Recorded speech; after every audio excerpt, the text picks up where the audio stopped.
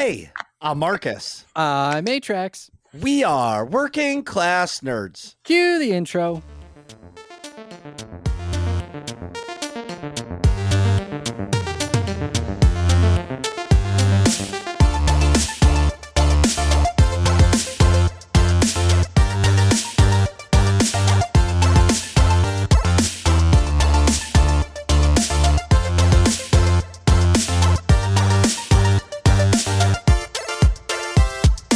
That's right, we are Working Class Nerds, the podcast that gives you no information about your favorite information. Today is Thursday, November 10th, 2022, and you can find this 175 podcast on Apple Podcasts, Buzzsprout, Google Podcasts, Stitcher, Spotify, and anywhere you can find a podcast in the galaxy far, far away. You can also find every single Working Class Nerds episode on YouTube. In addition to YouTube, each new episode of Working Class Nerds can also be found on rumble.com. And you can watch me completely fail at video games Tuesdays, Saturdays, and Sundays at twitch.tv/MarcusB814. And you can watch me... Oh, wait, it's not continue anymore because Nick's not here. Haha, suck it, Nick. You can watch me take over Nick's spot Monday night at 10:30 p.m. Eastern Standard Time at twitch.tv/A_Atrax. And you can find the both of us on the social medias. I'm at MarcusB814. And I am at Atrax_A. And this week's episode, we are talking with Bstruck by Lightning. He is a content creator, avid help streamer, and certainly does strikes in the same place more than once because he loves Destiny 2 and he loves helping all of you. Welcome to the show, and what have you been up to? Hey, thanks for having me, guys. Well, I literally just came from doing Destiny helps right before this. Let's go. Well, that's what you do. Yeah, no, I love helping the community. It's always a shocker to me to watch the help streamers do the same thing over and over and over. I mean, you get really proficient at it, but for me, I'm like, I could help somebody do it a couple times, but then after that, I'm like, my brain would be fried. Right. You know what I'm saying? And For sure. And the other thing is that I would say that's not the worst. I think the worst helps that I've seen, that if I was the content creator helping, would be the time lost Fatebringer, doing that fight over and over and over. It's a hand cannon that's legit if you like hand cannons, but it's very repetitive, and I've seen you and Tom do that shit for like 8 hours straight. Yeah. I mean, at the beginning of this year, when that long season, we had that really long season in Destiny. We did thousands of Fatebringer help in that week, and it became a thing of more like the numbers, the challenge, not like it's no longer about the content. What, like the scenery, I'm not looking at the scenery. I'm looking at how fast I can get from point A to point B. How efficient, can we actually make this? Right. 20 people in a day, that's incredible. 200 people in a day, that's max, take like pushing your limits, so to speak. When you're when you can do all of the content in a game, you have to find ways to challenge yourself now. That's why some people do 3-man raids, 2-man raids, solo raids. Right. Insane. Go ahead. I was going to say, do you keep track of, and maybe Bungie does this for you, but do you keep track of like how many you've helped clear for like each instance, or maybe all together? Like, do you keep track of that stuff? I mean, I could technically pull a number for how many people I've raided with, but the only number that Destiny tracks in raid reports is a first time clear. Okay. So if they've never done that raid before and they clear it with me, then I get a Sherpa credit, which is just a number that ticks up on a banner in the game and on the raid report website. Okay. That's still pretty cool. Yeah, no, I mean, those are definitely the most, like, you've never done this raid, or you've never, like, you tried hard and hard and you just haven't gotten a group to get you, and we're able to give you that satisfaction of completing a large group activity that you cannot do with less than the number that is the max you can have. Like, Right. for most gamers, they can't do less than what is the max you can have in that instance. Like, it's, and even in our level, like, I'm not a 3-person raider at all. Like, I like doing a raid with only 2 others. Like, I can breeze through a 6-person content, but 3, that's a whole nother level of expert, like, Destiny player. Yeah. And I just experienced that I am not an elite Destiny player. So I tried to solo a dungeon, and I realized it's not that I can't do it, because now I'm motivated to do it once I get my Titan back. But what I realized about Destiny versus other games, it's less about, well, you have to be good at the game, but it's more about your build. And if you're going to solo something, you want to be 100% defense rather than no offense, because you're going to kill it anyway. It's just, it may take a little while longer, but I learned that the hard way after 3 hours of the most epic, brutal experience of my life. He got smashed. For sure. Solo dungeons are I think those are the bottom step of the ultimate Destiny player, because they are designed to be able to be soloed. Raids technically were never, like, no one in Bungie is thinking, all right, how can I make this so that 2 people can run this? That is not the plan on Bungie. But to solo a dungeon, I mean, those are legit triumphs within the game. So there is thought process behind it. So it does force you to become, if you want to solo a dungeon, it's going to force you to become a better Destiny player. And that isn't in the instance of better aiming or anything like that, but just the entire concept of Destiny, you become better at. It's the truth. Game sense. Yes, it's like I know you watched me, Atrax. I was doing fine with the mechanics. Mm-hmm. It was just, I was getting one-shotted everywhere. Like, I was carrying moats in Prophecy, and I was jumping on the platform, and I was just getting shot from the sky, like one-shots. And it was, I would say, 75% my fault, 25% just the game mechanic killing me. Where if I built into the spec where I was like 1,000% defense, I think I would have had a better shot at it.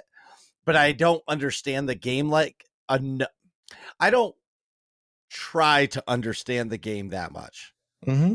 That's fair. You know what I mean? Like, there's a lot. Yeah. I mean, for me, it's I'm more casual, I would say. But run in and shoot. Yeah, run and gun, pray and spray. Well, and after Nightmare raiding in Swtor for so long, I wanted to just sit back and have fun. And when I go into a raid, like, I feel like I know enough, like King's Fall. I've done it enough now where, like, feel like I could do it without somebody explaining it to me. Just when people talk about the front of the room and the back of the room are opposites to me, it fucks me up a little. But either way, I digress. Before I ask Atrax how he's doing, I also heard that you are not only are you a amazing Destiny player, but you have now crossed the pinnacle, the penultimate point of becoming a pro Multiverses player. I don't know necessarily about becoming a pro, but yeah, the Multiverse tournament was fun. It was. Multiverse is such an interesting fighting game because it's not Smash. It like all the arguments of why Smash isn't a fighting game aren't in the elements of Multiverse, but it fights so much like Smash. Yeah. So it's different. It's a different, like, it's not Tekken, it's not Street Fighter, it's not Mortal Kombat. It's very similar to Smash fight play, but it's they haven't added items into it to make it a Smash port. Has it spawned its own genre of Smash-like? I mean, I think this is what the fighting community can see as like, if you want, like, it's hard to argue that Multiverse isn't a competitive fighting game. It really isn't, until except for like actually implementing a tournament mode, like a real, like the way that like pretty much every other legitimate fighting game has. It's taking the steps towards like giving Smash and other games like that actually a foothold in, because right now Smash is big, but only in people that love Smash. People that go to fighting tournaments don't go to Smash tournaments. And also too, it's big for people who enjoy those types of games and have a Switch, right? Now you've got Multiverses, it's on all platforms, whereas before there were only a few that I could remember, like I think it was Nintendo All-Star Brawl and I don't know, like Knack, maybe some other couple of games that were kind of like that, but not really. You know, no other console has a game like Smash, but now everything does. Warner Brothers capitalized big. Absolutely. Well, now, how do I say? Like, have never been good at Smash. Like that style, like I call it like a platform fighter. That's the way I see it. Yeah. And I am not good at that. It's like you need to be good at Mario, Donkey Kong, and maybe even a little bit of like Legend of Zelda to be able to play like those games. And I'm terrible at all of them, so it's definitely a tricky style of game. I've downloaded Multiverses, but I have not played it yet. And the one thing about Multiverses that does intrigue me is the player choices for characters, like the character choice. Like I've never been able to play as Harley Quinn, or I've never been able to play as the Joker. You know what I mean? I can't think of a game that I actually got to be the Joker. You know, playing Batman. What was the one where the mental institution? Injustice? Oh, no. Arkham Asylum. Oh yeah, Arkham Asylum. Like you didn't get to play him in that. I'm trying to remember if I played Injustice. Actually, I did, and I was Injustice 2. Yeah, I actually fighting games. Yeah, I actually did play that, and I was actually disappointed because, like, it was made by the people who make Mortal Kombat, but there was no blood and no like the Joker should be pulling out his, electric buzzer and electrocuting you until your skin falls off. You know what I mean? Or Harley Quinn pulling out the hammer and bashing you into the ground so you're mush. Well, you know that the game developer is okay with that. So then it look at their partner, who was DC. Right. Yeah. So DC didn't want their fighters to be that gruesome. I mean, if you look at DC Comics, they're generally pretty like safe to read. Like, except for now in more modern, variants, offshoots, they have gotten very dark and gruesome. But if you look at DC before the last 10 years, it's been a lot more of a PG. You're right, because my son goes with me to the comic book shop. I would say we probably go once every 2 weeks. Mm-hmm. And he picked out a Robin comic book, and I just saw Robin. I was like, cool. When we got home, it was Vampire Robin. And he was gnawing on this dude's neck, and like blood was just everywhere. The guy's like screaming in agony, and I'm like, all right, we're gonna skip that page, buddy. You don't need to see that. You know what I mean? Yeah. I mean, but I would say like so much content is now like kids, everyone is more desensitized to more and more gruesome, like more realism. So they don't want their comic book heroes to like, if you're telling me that this guy can obliterate the Empire State Building and he punches this guy and he doesn't explode, like, come on. Right. Like, he can explode a building, but he can't explode a human body. So that's like that logic wall has been broken, where it doesn't make sense to see Superman punch someone and it not like, I know that there's reasons behind why Superman doesn't literally obliterate everybody because he pulls his punches, but still, you see Superman like when Superman hits somebody, you see the damage that he leaves behind. Yeah. You know, not necessarily destroying them, but they aren't, you know, like, ouch, let me hop back on up and, you know, run away. You know, everything's a little bit more real. So It's real out Atrax, there. it is real. Atrax, how's your week been? It's been a pretty great week. Not gonna lie, pretty great week. I was stressing about the Multiverses Tournament not happening, so big shout out to everybody who came out. Who came out? I'm So calling them out. calling out all. Oh man, now I have to remember all 8 people.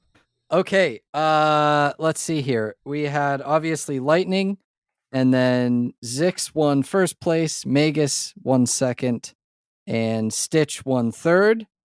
And then everybody else who played, Tom played, Doritos played, Rune played, and Stone Dog. I think that's everybody. 1, 2, 3, 4,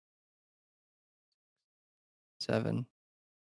Am I missing anybody? I don't know. 8. I think that's all 8.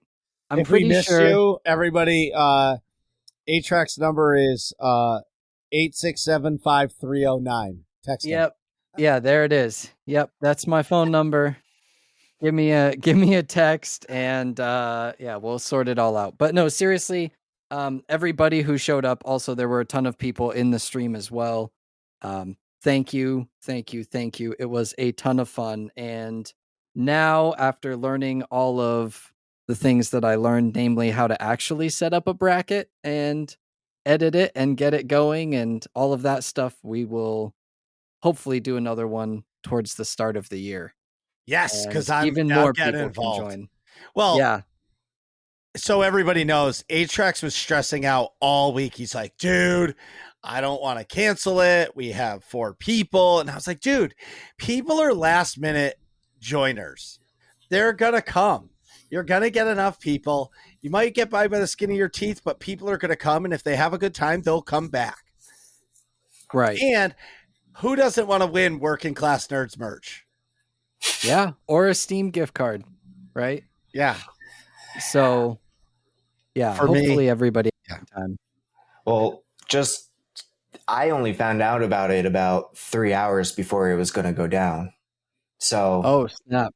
Yeah, so I would say it was not you. I mean, you even said that you didn't really publicize it. So I feel like if you hit up a bunch of Discords and actually like spread the word about these tournaments, you'll get a lot more people to sign up for like casual fighting tournaments like this.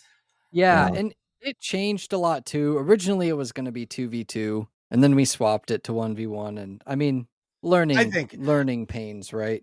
Well, in my opinion, I think that a single player tournament is always better than doubles, just unless you have an established community. If you have an established community of 16 or 20 people, the 2v2s will work because people will be like, oh, I'll team up with Atrax, no problem.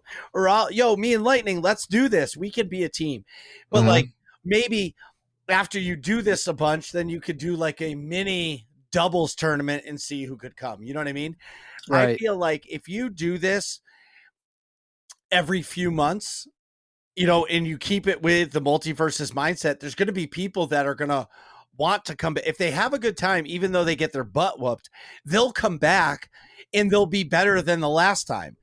And then that one person who got its butt whooped in the first one comes back strong in the second one. And then there's a guy like me who's never played it. And now they're whooping my ass and they're making it into the second round or third round, whatever it is. So for me, I feel like if you're doing it enough, people will come. For sure. Yeah. You can also do randomized teammates if you want to do a doubles tournament, because a lot of time it is hard for people to find someone, but they're willing to, like in a fighting game like that, there's a 2v2 mode where you get paired off with a stranger anyway. So people are used to that element. So if you do want to throw a doubles tournament, it's like solos come in. We're going to pair you up with someone that you don't know anyway, probably, unless you're lucky and you pair up with your friend that you brought along. Yeah. I think for me, one of the biggest lessons learned, make sure you really know how much a tournament takes before you try organizing one. I thought I knew, and I certainly did not, but now I know a lot better, and I'm excited to get going on the next one. And Oh speaking yeah. of tournaments, to roll right onto this, the big Rio Major CSGO tournament is going on right now.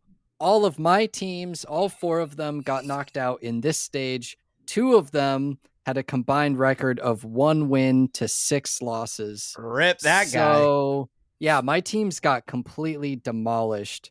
My last team that I was cheering for actually got knocked out like a couple of hours before we started recording this today. So, not looking so great on the CSGO tournament front, but I am still excited to watch the finals this weekend because it is in Brazil and one of the Brazilian teams has a potential to be in the finals and the crowd has been popping off. So it's super cool to watch.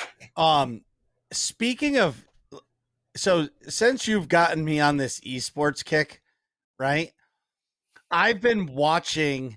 There's a FIFA 22 like soccer league, Yeah. and it's I don't know if this is like the big one or whatever, but I've been watching some of these soccer games at lunch, and the way these motherfuckers play this game, I'm like, when I play, I'm lucky to pass it to the guys and like get a shot on goal.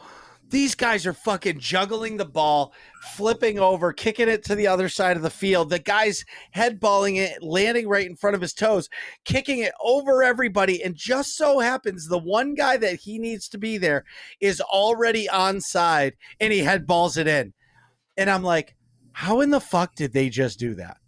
And then I'll turn on FIFA and try it myself, and it doesn't work like that. I'm doing a simple pass with the A button. Sports games are their own fucking animal.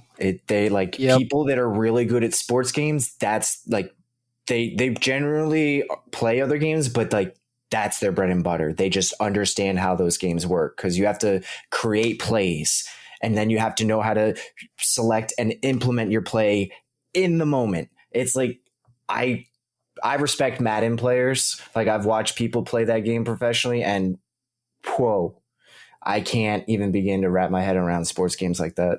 Well, and like on Twitch, NBA 2K22 was out. I think it might have been the day one, and that was on like the front page of Twitch.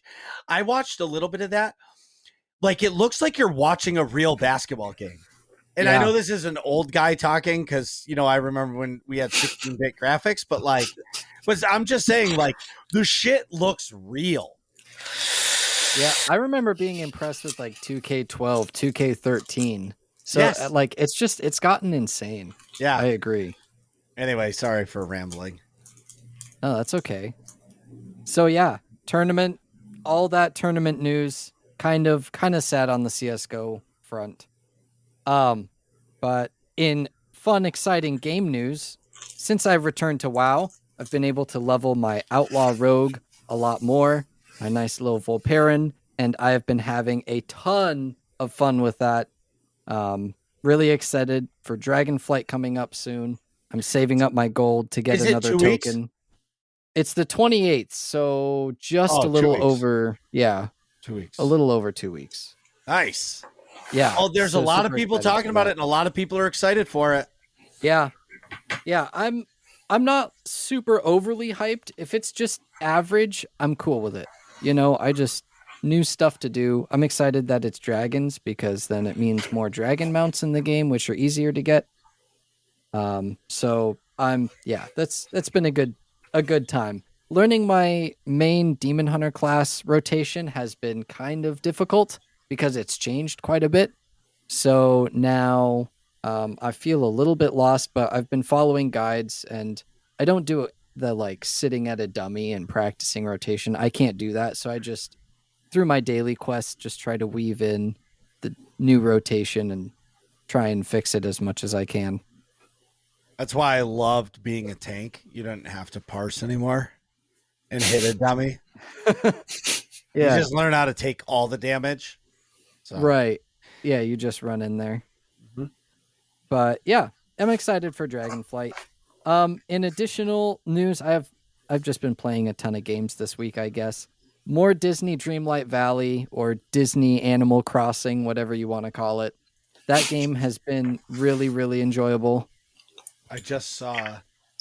Oh, in Japan, fun fact: in Japan, Animal Crossing is the most sold game of all time.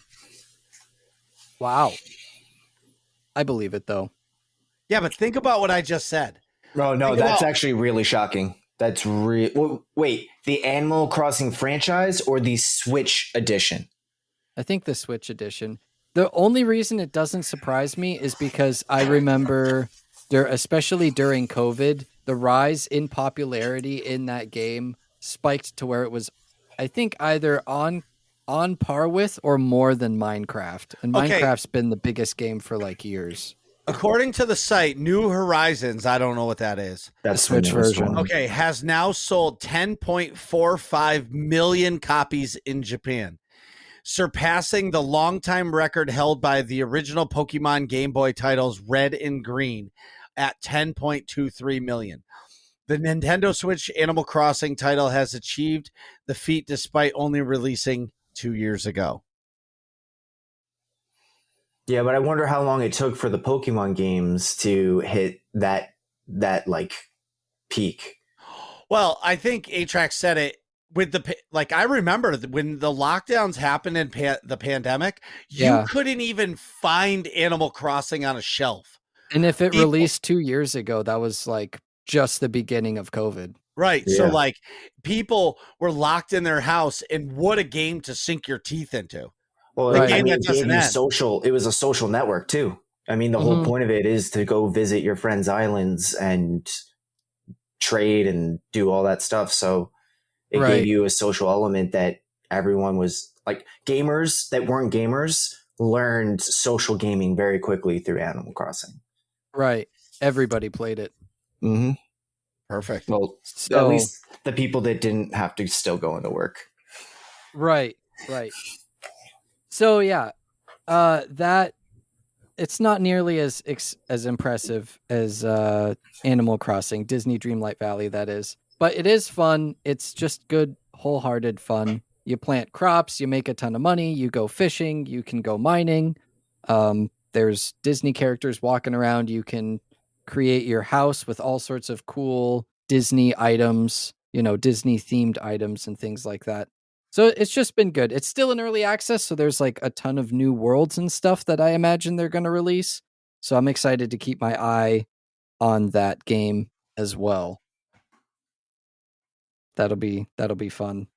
I also returned to Halo Infinite recently with my buddy Stone Dog. That's interesting. And yeah, he invited me one night. I think it was Tuesday night. He said, "Hey man, I'm going to play some Halo tonight. You want to play?" I was like, "Yeah, sure, why not?" I still have it installed. And it makes me sad that game is kind of in the position that it is, because the launcher is really, really clunky and it takes forever for stuff to load. But the gameplay is still a lot of fun. And I hopped right in and had some really good games and lost some really, really close games. I actually got the first time in a long time that I've been genuinely sad that I lost a game. I think I was like 31-13 or something like that. And we lost 47-50. Nice. And I stopped then. I just said, all right, I'm going to take a break. I'm going to go like walk that loss off. It's not a big deal. Grass. I played great. Yeah, whatever. Like it's really not a big deal. That's the classic FPS experience. When you lose a close game, you just walk it off. But yeah, that was a lot of fun. I'm sad that Halo Infinite's kind of dying down. It's getting content regularly, but it's done. The core bugs and issues is just, it makes it unplayable. Like nobody's going to sit there and wait for their game to load for 5 minutes every time they log in. What do you mean? That's what happens with Destiny every time you turn it on. You got to wait 5 minutes for it to load in. I know. Not if you're on PC. No, my Mine, PC takes my mine. PC too. I have a solid state. My shit's good, and it takes forever. When you first Yeah. start Really? it, and Yep. you're on that black and gray screen, I feel like I sit there for With the- 5 minutes. With the lines constantly like yeah. moving back and forth. Oh my goodness. 30 to 45 seconds. That's like the most I ever wait on whenever I boot Destiny, except when they have like a major update. Then that's a different story. Generally, when I will tell Marcus, hey, I'm going to come play, he'll be like, all right, great. So we've got 5 minutes to go do something. Yeah, that's how I or feel. whatever. Because it just, Damn. it takes forever. That's Yep. crazy. Right. Yeah, that's But so wild. the Halo thing is interesting to me. I think they thought they were going to come out, and I think that they thought the content was going to be stretched longer than it was. And they realized that there's zero opportunity because I'm going to say it's because of Game Pass that they didn't have the content cycle that they want. I think Microsoft said you have this much money and that's it. And because Game Pass is a thing and you can pay $15 a month to get every game, I think it limits to how much they'll continue to have a live service game. Yeah. But this latte is really good. I bet it is. Well, and like I said, just for me, the launcher is so buggy. That's the biggest problem. Like the fact that we were getting kicked from the party and disconnects and like all these issues. I had a great time when I was playing the game, but I don't know. That's how it can really ruin a great game. Anyway, well, if you hate it in between, like if it's like you're enjoying it as you're playing, but in between those enjoyment periods is like the exact opposite, it's hard to want to stay in a game with such highs and lows.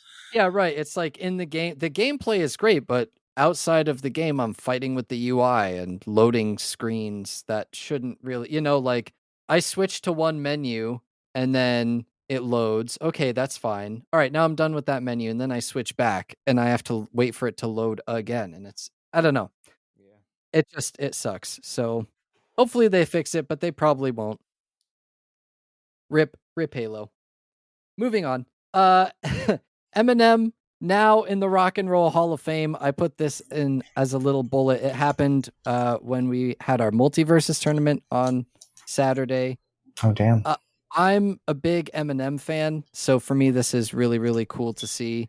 I watched the induction ceremony and all that, and his performance with Ed Sheeran of Sing for the Moment, one of his songs. It was all really, really cool. So that's exciting to me. I don't know. Maybe it's exciting to people out there too. I enjoy Eminem's content, but like still to this day, I'll call somebody and some people get it and some people don't. And they'll say, hello. I'm like, hey, how's it going? They're like, who's this? I'll say Ken Kniff from Connecticut. And that's from his original album. And some people get it and some people are like, click. And then I have to call back and like, yo, it was Marcus. Like, that's funny. I'm Ken Kniff from Connecticut. But anyway, yeah. I mean, he deserves it, right? He's still one of the best rappers ever.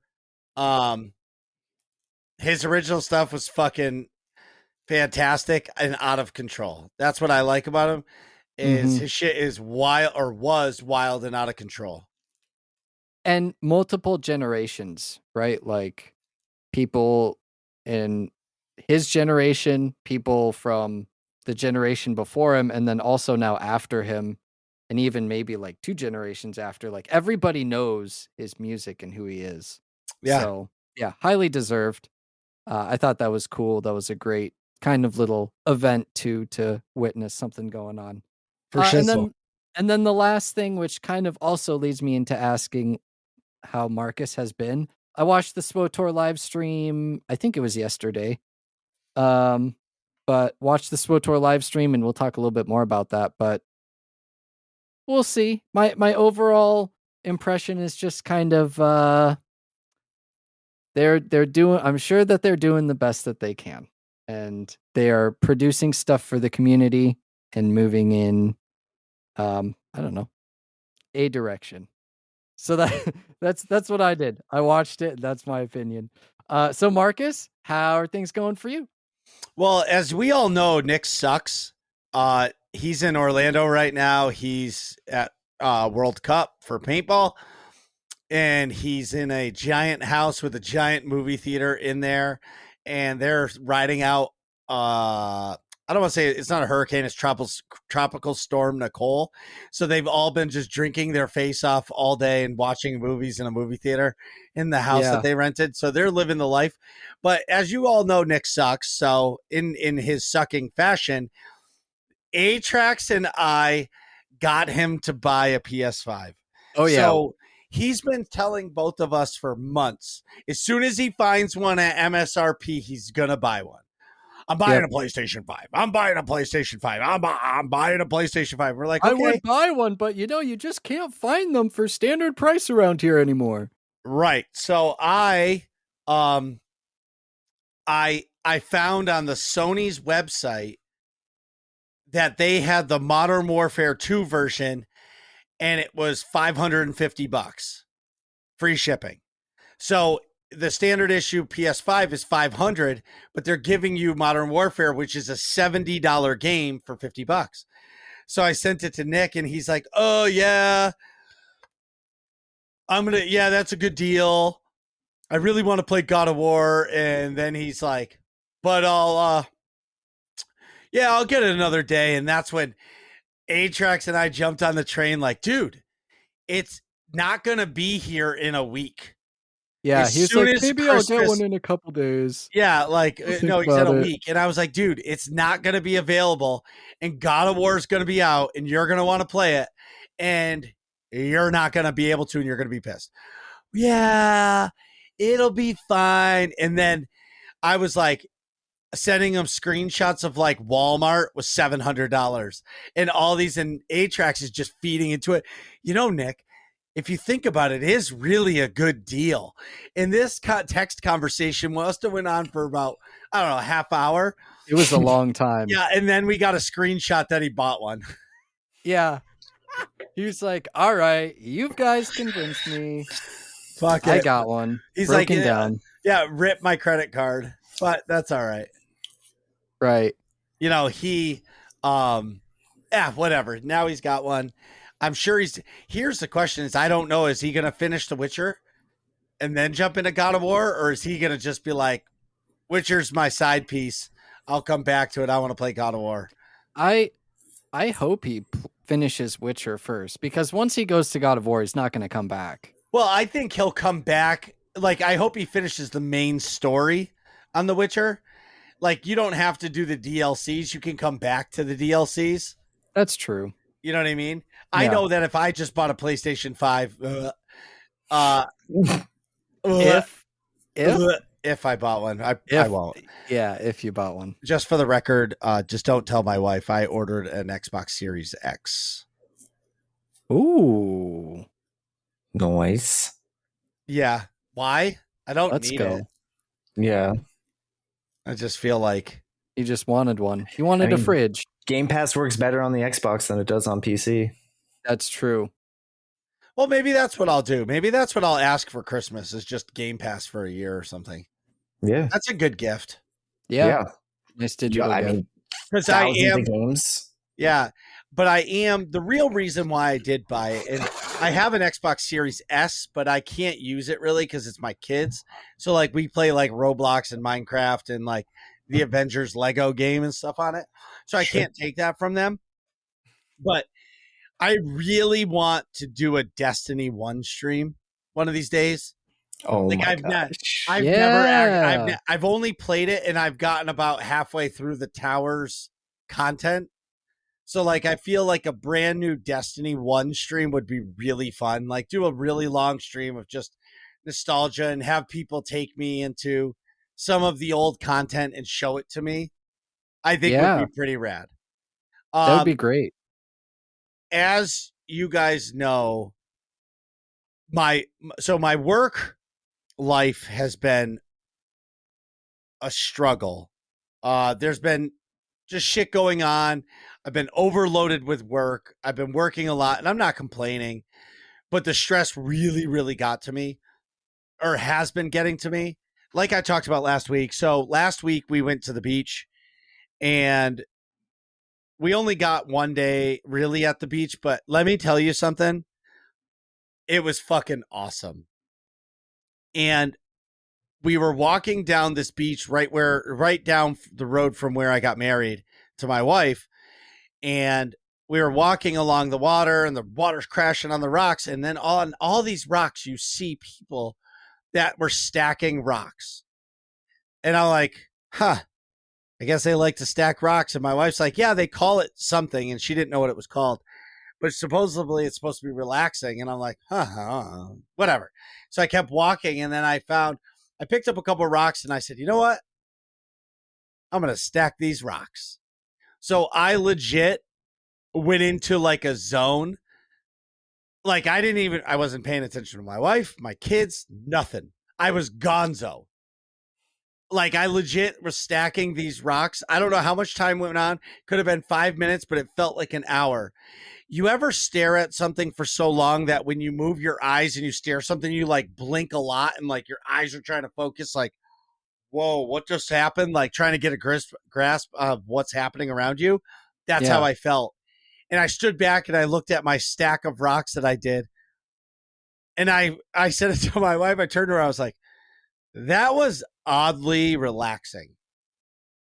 Like I instantly felt better. And it was just good quality family time. And before that, I went on the beach. My computer broke. So as everybody knows, Streamlabs and NVIDIA weren't friends. And when I did the game, the driver update, it fucked Streamlabs up. And this is the second time. The first time it happened, I just reverted to the old graphics driver. Everything was fine, sunshine and rainbows. Well, this time, nothing I could do did it. And a friend of mine suggested I create a ticket on the Streamlabs Discord, which I didn't know they had their own Discord, but they do. And so when I came back on Monday this week, I took some hours. Atrax was hanging out with me as I was testing my stream over and over. I tested my stream 23 times. I had to delete 23 VODs to see if it was fixed. I mean, I tried everything. Finally, I submitted a ticket to the Streamlabs Discord. Origami, I don't know who that is, somebody. And then Gear Up helped me finish it. And Gear Up actually is a partnered streamer. And him and I got into talk. He popped into my stream and watched it. And he helped me, or she, I don't know, helped me fix fix my settings to where the stream was fixed. It was a long and grueling, painful moment.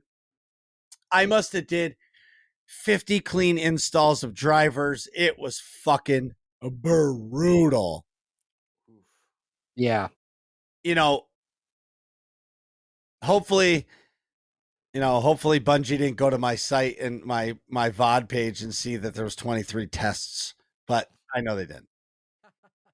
As you know, I did message Bungie trying to do something because some of the community has been asking for something, and why not message them and ask them? You know what I mean? It never hurts to ask. So then Tuesday this week, I made my return to streaming I was gone for about a week. It felt really good to see everybody. As you guys all know, I wear my emotions on my shirt, on my face. And when everybody comes to say hello, it means so much. Like just to chat. I don't care about anything else. Just chatting with me and getting to play games with people I love. That's why I love playing with like Lightning and Tom and that crew, and then Free Ride and his crew, and all of our clan nights and all that stuff, because like getting together with your buddies, it's like an old friend of mine who I used to raid with in Swtor used to call it's bowling night. You know, you get that night a week that you go raid and you hang out with your buddies and you talk shit and you just have a great time. That's what playing video games really is to me. It's bowling night. So I'm super excited to be back. The Star Wars: The Old Republic 7.2 live stream with the devs actually has motivated me to play some Swtor. So I am going to stream a little bit of Swtor. I don't know if it's going to be tomorrow, Sunday, Friday, Saturday, or Sunday, but one of those nights I'm going to stream Swtor for a little while. It made me want to play the game. I want to go back. So fuck it. I'm going back. This is to all the carpenters, woodworkers, electricians, plumbers, or if you're a tradesman. If you're not a tradesman, just listen and hear my words. Please be careful when cutting things. I almost cut off my hand yesterday. My hand is all cut up. As you can see, I'm like holding the cup weird. My index finger and my middle finger are pretty fucked up. My hand got sucked into a shaper when I was making doors, and I almost lost my fingers. Blood was everywhere. I'm okay. No stitches needed, but it was just a wake-up call to me, and I just wanted to tell everybody to spread the word. Please be safe, because in an instant, your life can change. Safety and let me tell first. you, I was shook for the rest of the day. I was fucking shook. And I'm a careful dude when it comes to work. But yeah, last thing for my own personal stuff is I'm not talking about it right now because it's not official, but once it is, I'll talk about it. But something in real life is getting really exciting and something might be changing really, really soon. And I'm really fucking excited for it. So stay tuned. Next thing is, I think Bungie is trolling us in Destiny. 100%. Now you think that? Well, now more than ever. So I'm new to this game. So I actually just watched a video. Hold on. I'm going to tell you who made it, and everybody should go listen to it. Fucking YouTube. So Bungie has been known to make these secret quests. Okay. I don't know shit about that because I wasn't really a part of it, Destiny, in the beginning. So this YouTube video is called Secret Missions Will Never Return, Destiny 2. It's made by Evan F 1997. You guys should probably, it's got 12,000 views and it was from 3 hours ago. So this guy is like, it's a good video. So basically the intro comes in and it talks about the old hidden secret quests in Destiny 1 and then the secret quests that came in Destiny 2 and how slowly but surely they're making these quests, but they're secret quests, but they put it out in the open. So they're not secret anymore. And they recently did a fix or an update and there's a gun called Telesto or some shit. And the whole community thinks it's a puzzle, but Destiny is trolling us by saying there's no puzzle. There's nothing. Stop looking. But yet they're fucking trolling us at every corner of the game. If you went into the Destiny item manager, they made every gun in your Destiny item manager look like the Telesto. Like they're trolling us hard. So I think there's something coming. I think a secret mission is coming and this is the way they're doing it, even though they're saying that there's nothing coming. Maybe. I mean, the thing is that Telesto already has a catalyst out and available. So what would the secret mission, what would be the content? That's the main, I mean, I'm on the field that it's just our numbers are dropping. They're at the worst that the game has ever been in the entirety of the existence of Destiny. And that includes Curse of Osiris. Their playership is at the lowest it's ever been. And they are looking for cheap and easy ways to boost their playership numbers. That's fair. Maybe they've got something small in the pipeline, that they can toss into the game to get these activations like satisfaction, but there's nothing related to Telesto that they can increase unless it's the first gun they ever give a second catalyst to, which I know for a fact that gun will not get because they hate that gun. Sony designed it, not Bungie. They could troll mega hard and release a new zone because Telesto is a moon of Saturn. That they could release a zone, and we are. But that's reaching. I mean, but the thing is that why would they release content for Lightfall before Lightfall. We're going to Saturn in Lightfall. Well, maybe what But if they're that's trolling, right? Well, it's the next season. What if you go to Saturn in Lightfall, but you are going to this small part of Saturn in the next season? Or it could be that's like where you upgrade the gun at. So right now, Google says right now we estimate the daily player count to be 798,734. This is all based off Steam. Steam is the only service that you can use to accurately track playership numbers. Right, the Steam. Yeah, I'm looking at it. Yeah, I read I think it was Paul Tassi. His numbers were based off of for this season. It's based off of the average ship of this season, and I mean, unless he just pulled these numbers out of his ass, the numbers that he was showing were saying that it was lower than Curse of Osiris.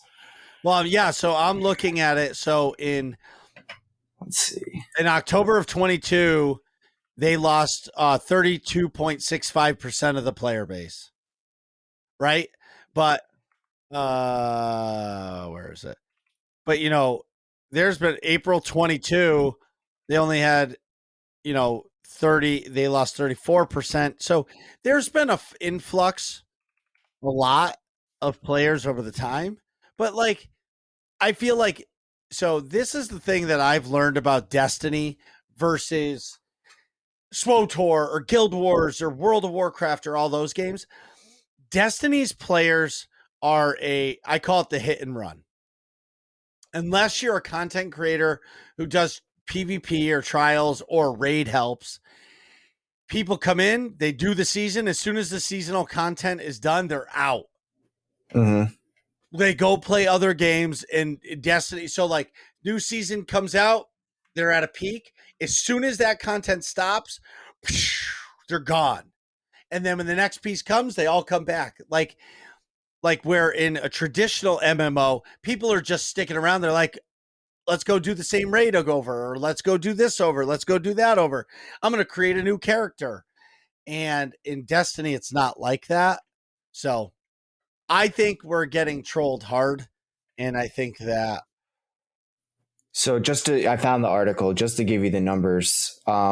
This was released 4 days ago. So this is talking about the previous week. Last week, Destiny hit an average of 60,854 players and hit their daily low average of 29,000 players in off-peak hours. So this is all based off of blockage times and averages, not specific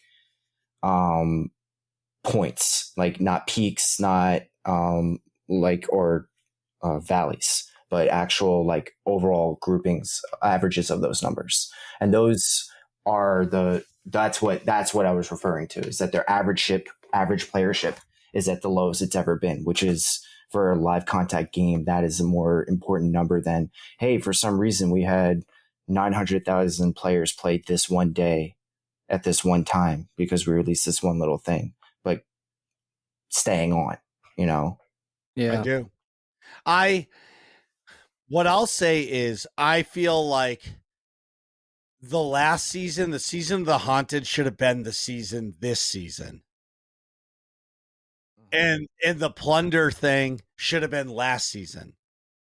Because honestly, coming out of the last season of the Haunted with Callus and the Leviathan, and now I never did that raid, but the hype around that season had me hooked. Mm-hmm. And this season's story, I'm not a pirate guy. I'm not people love Pirates of the Caribbean and R and all that stuff. I'm gonna make you walk the plank. That's not my type of content. Over the course of the whole season, I liked the story of it, but I didn't like I'm not a pirate guy, so it wasn't my style of content, and I'm not the only one. A lot of people I know took a break from Destiny this season because they weren't into it, which is okay. Mm-hmm. I just think this season you're going to see those numbers skyrocket because it's the last season before the expansion? Statistically, would disagree with you. The season right before a big game release is usually their slowest season because people know that the big content is coming out. They'll hop in, they'll check out what's coming out, but you usually don't see a huge increase right before a major release for Destiny. If you look at Warmind, if you look at what was the season before Shadowkeep? I don't even remember. Opulence? Maybe. But like all of those seasons had lower playership than the other seasons comparatively. But since we had such a bad season that people took a break from it, you might see a bigger increase than usual because like, well, I didn't play last season, so let me get my Destiny fix before the big release. Sure. Well, I'm super excited for it anyway, just because I'm a newer player and I'm excited for it. Speaking of getting excited, strap on, gentlemen, because we're going down a ride of 7.2. So, Lightning, as you know, I am in the Star Wars: The Old Republic content creator program, and I do play this game. I love this game. It's an MMO based in the Star Wars universe. So they did their live stream this week, and I'm just gonna go through the stuff that they announced, and then I will discuss the PvP stuff after. So we're getting a new planet. I think it's called Ranuk. Ranuk, I think. And the new story is called Showdown on Ranuk. So the last time we had this piece of content, there was a dungeon flashpoint called The Spirit of Vengeance, and it was a Mandalorian themed storyline where, of course, one Mandalorian is trying to betray the other Mandalorians and take over. Go figure. So this storyline is going to pick up where that left off in a brand new planet to the Star Wars universe. They're saying it's coming this winter, which that means it's coming December 25th or 21st on their 10-year release. All right, let me look at the calendar. So next month, it would be a Wednesday. So I'm guessing that Tuesday the 20th that they're going to release it.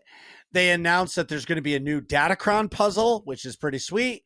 New achievements, a brand new world boss with is called Kithral. I don't know what that is, but it sounds awesome. There's going to be treasure hunts, new reputation track, and rewards, obviously. But you're getting new story, characters, and the one thing that I heard was missions. Like, there's going to be multiple missions, so hopefully this is a good amount of content for the game. They're giving us class balancing, gearing changes. They're upping the gear score, like Lightning, kind of like Destiny does with their new season. They up it by 10. It's the same thing happening in this game. They're doing a ton of UI and UX updates. One thing that is really cool to me that I wish all games would do that they're doing, they have a mini map on the UI, and now you're going to be able to toggle it, and the map is going to pull up on your screen transparent, so you can still be playing the game but following the map as you go. That's a fantastic quality of life thing, because I can't tell you how frustrating it gets sometimes that I have to pull up a map to try to find where I'm going and then close it and then forget where I was going and then have to pull it up again. Now you're going to be able to pull up this transparent map and just follow it as you go. For me, that's awesome. That's a great quality of life thing. They're doing a colorblind mode, which there's 3 different kinds of colorblind, and they're adapting to it. I think that's fucking rad, man. Like, yeah. I don't know if Destiny does it, but like, let me tell you, Pete, the community in Star Wars has been asking for colorblind mode for 10 fucking years, and they're finally giving it to them. This is a huge quality of life update. Destiny does do that. I use it. Oh, you're colorblind? Yes. Every male on my mom's side of the family is colorblind. No shit. Interesting. So this would help you. Yeah. Like, Yeah. and Brian from the old Bad Feeling podcast, he was colorblind, and it was really hard for him because if there was red circles on the ground, he wouldn't see it. Yeah. Wow. I'm every similar. Like I literally can't see the subtleties in color. I can only see the bases. So Okay. yeah. So if you have like a yellow circle on a green background, I don't see anything. My school thought I was blind because I couldn't see the numbers in the circles. Wow. Yeah. But I was like, obviously I can see I'm walking around, but they're like, but how are you failing this? They didn't understand the concept of color blindness. Wow. But and then here we go, right? So like this would be the most amazing Quality of life update. Thank you. Yeah. Quality of life update for you ever. They're giving you new tool tips for abilities. Whatever. They had a bunch of different devs from their dev team have their like moments in time, and they had this dude, one of their BioWare employees, come on, and he creates the cartel market item. So it's like the Destiny store or their cash shop. And they had a lightsaber, Master Or's lightsaber, and he has like a metal hobby shop, and he actually made this lightsaber and then brought it in and sold it to the dev team that says, hey, I want to make this. And he showed it to them, and they were like, okay, do it. Also, too, if you watch the Clone Wars, we're getting the Pike Syndicate armor, which, yeah, the Pikes are pretty legit. You're getting a ceremonial Beskar blade, which, if you remember in the Mandalorian, you had the Beskar staff. That's the way I understand it. And then you're getting a vibro axe, which, whatever. Anyways, is that the one that could pop open? The vibra blade or the vibra axe is the one that could pop open, like a switch axe. Yes. Yeah, it's like a switch axe, and so then it pops open and it has new particle effects and stuff like that on it. It's pretty sweet looking. The PTS for 7.2 launched today, which is the public test server. So please, if you play Star Wars: The Old Republic, please get in there and test it so you can send feedback to the devs. So hopefully they can work out all the bugs and all that stuff and get some things going. They're also giving out free stuff. So if you go to swotor.com/redeem code, you can type in LOTS, LOTS, galore, GALLORE, and you're going to get a nice stronghold decoration for free, which who doesn't like that? Love free stuff. Yep. During the live stream, they did like if you're flying a drone through an area, and they kind of flew over some of the planet of Rahuk. It shows a little bit of everything. It reminds me of like the Grand Canyon desert plus some like trees and stuff and like canyons. It's pretty cool. I think that they're doing the best they can with what they have, what they can and have. I think it's pretty sweet. They're going to go after a head of Cole. So it's basically we're team Shea Vizsla, who leads all the Mandalorians. And then Hedda Cole is trying to take over everybody and set up a stronghold to kind of take over. There's going to be a new daily area story, reputation, rewards. So I copied and pasted Swotorista's guide. She did a fantastic job. So go to Swotorista, Swotorista.com, and you'll see her 7.2 update because this is incredible. So here's the big one that if you play the game and you like PvP, this is gonna get to you. So hinted at earlier this year, 7.2 is bringing us the big PvP revamp. The goals are increase the participation and quality of PvP matches, support rewarding incentives, encourage positive behavior. I think 2 of the 3 are going to happen. The encourage positive behavior, it's PvP. Nobody behaves in PvP. Nobody PvP can. is toxic. Yes, no matter what you do, it's going to do. Toxic will be toxic. So with game update 7.2, they're removing ranked PvP. There will no longer be a ranked PvP season, ranked reward, or ranked play. Charlie Brown would say, "Wah wah wah." Ugh. So they're recommending everybody who has ranked PvP tokens spend them before 7.2, as they will not be converted. They will be just removed. So Gone. if you have ranked rewards, use them. So there will be no distinction between unranked and ranked modes. There does not seem to be any type of alternatives for competitive / ranked of play being introduced. No, there is not. I'm just reading off of her site, but you're going to be able to choose if you want to do a 4v4 queue or an 8v8 queue, which I think that's really good because you're going to get the people who like the 4v4s to play it, and then the 8v8 objective, they're going to play it. I'm going to step in real quick and talk about the ranked players. So the ranked players are the most toxic players in the game. Yes. They play ranked PvP because they want bragging rights, right? You play a ranked anything for bragging rights, in my opinion. To be the best. To be the best around.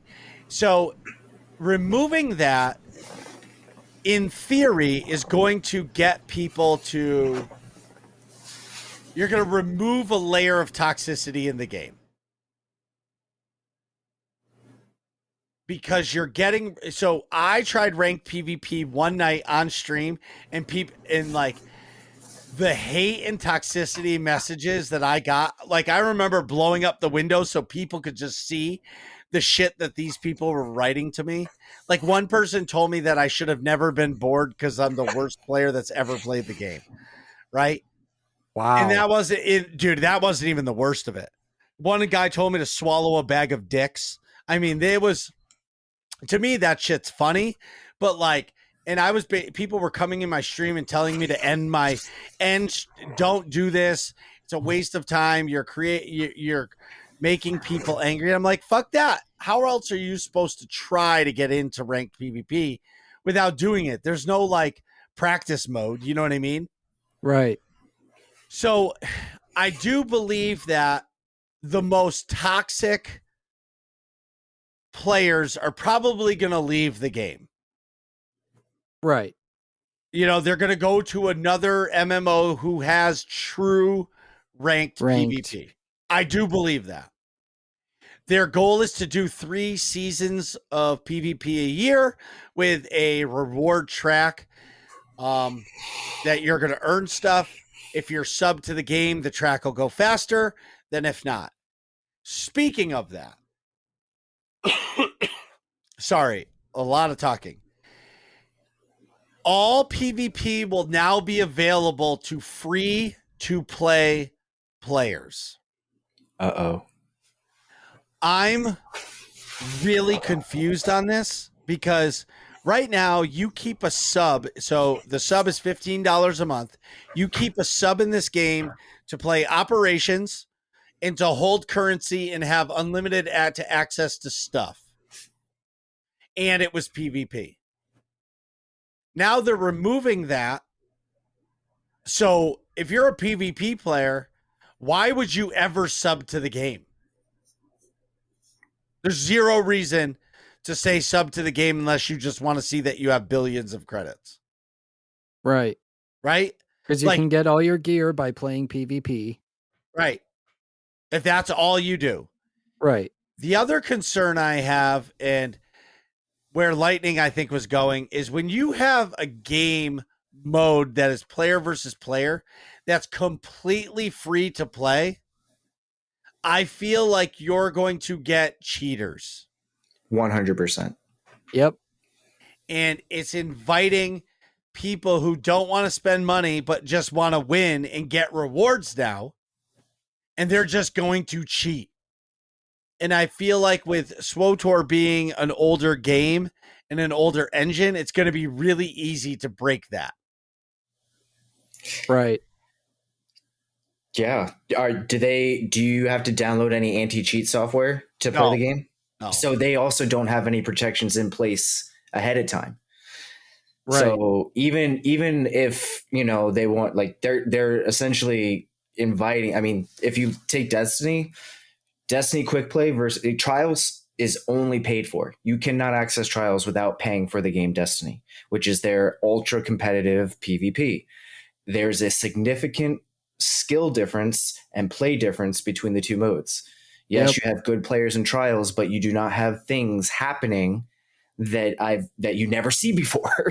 You just see like, damn, that guy pulled that sniper shot out of nowhere versus, oh, I'm getting sniped from under the map. Yep. Like, right. Yeah, that like as soon as you said free to play PvP, I'm like, cheaters galore. And is there any way to trade your gear in that game? No. I don't think the PvP gear. I wouldn't. I imagine the stuff you get from the reward tracks would be soul bound or character bound or account bound. I don't know, whatever, something bound. Hopefully, they would. Because the other concern is then monetization. There's plenty of games where you can trade gear in PvP that is free, and well, then that invites the not cheaters but actual like businesses. Then that will actually ruin your game mode. I don't cheaters suck, but businesses are worse. I don't know if that's the case because the goal or the GTN is so inflated. I don't really know, but I've heard, at least from what I've seen, there's been a lot of talk about the market as well being like super. I don't know if it's inflated or deflated or I don't know. I have heard that the in-game market is a little wonky right now too. So it says free to play, preferred, and subscribers can all participate in PvP seasons and earn all of the rewards. Non-subscribers will no longer have any restrictions on the number of matches they can play.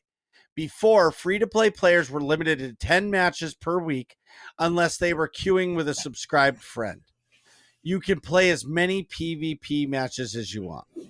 Wow. However, subscribers will earn points in PvP at a quicker rate.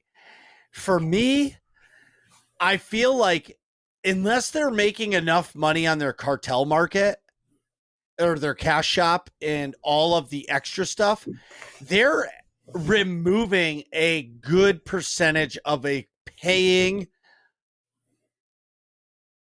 player, the player base. Right.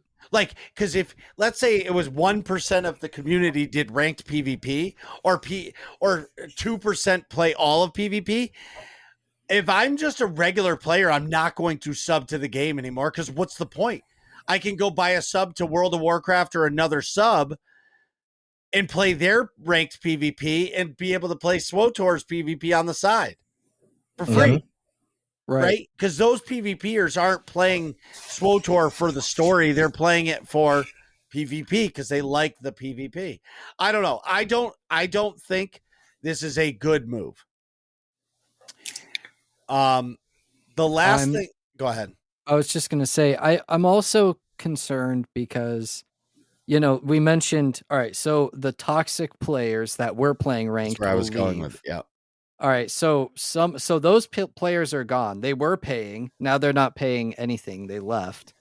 The people who are staying from ranked, now getting squished into the unranked, are going to, instead of just dealing with other ranked players, are now going to be dealing against new players, cheaters, bots, whatever else.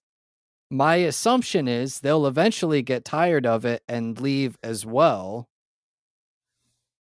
I don't know. To me, it's a very slippery slope of, like if one thing starts going, it could very easily cascade into a bunch of other stuff. Yeah, Then a bunch of people leave. Right. And walking this back, like they can never go, oh, we're going to have, now you have to be a subscriber to play PvP again. They can't ever do that. Right. No, but they could set limits again. They could give unsubscribed players limits again when they realize, oh, wait, this is actually not helping us. Right. That's how I feel. I'm surprised they didn't take the Destiny route and do like ranked is locked behind a sub, but normal, unrated, or casual, whatever you want to call it, is available for free-to-play players. Or even, I would imagine, even preferred players. They should, because then if you're preferred, that means you've subbed, but now you're no longer a sub, right? So even if you left ranked behind preferred players, at least every new player that comes in, you're getting $15 from them. Well, I don't. And then if you're a ranked player who stays in the game, you're going to play the 4v4 because that's what the ranked is. And you're going to still be just as toxic. Right. Because I'm sure winning is going to give you more points than losses. Of course. Right? Even if they give the same amount, no try-hard ranked player who's been playing ranked for the past X amount of years wants to lose to a bunch of people they feel are noobs. Right. Exactly. So as I'm excited that they're getting rid of ranked PvP because it is a toxic cesspool, I think that they're making a mistake with the free-to-play version of it. You don't ever make PvP free-to-play. Like you want to make operations, which is rating free-to-play, that's a power move right there. Because now everybody can raid and people will grind to be able to do it. But again, I don't know.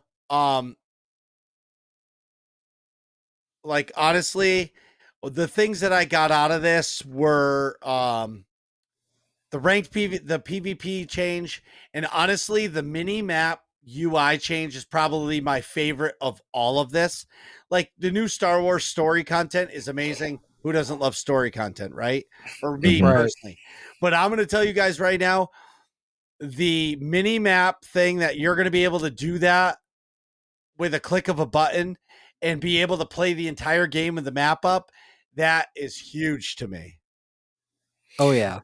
That's a big MMO thing. Like every MMO I've ever played has it, and some of the better ones have a translucent bar so that you can make it even less visible or more visible depending on your preference or what you're trying to look at. Yes, this game does.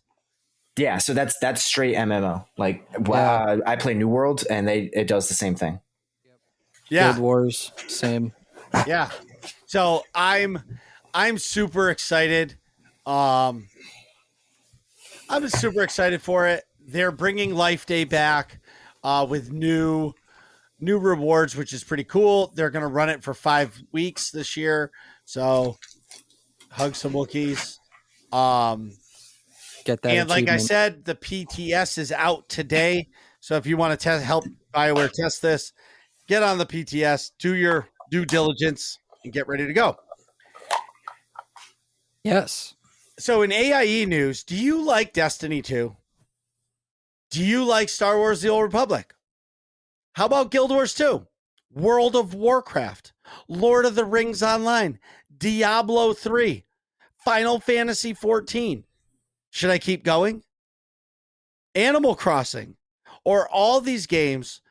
AIE, Alea Iacta Est, is a gaming community that was founded 15 or more years ago.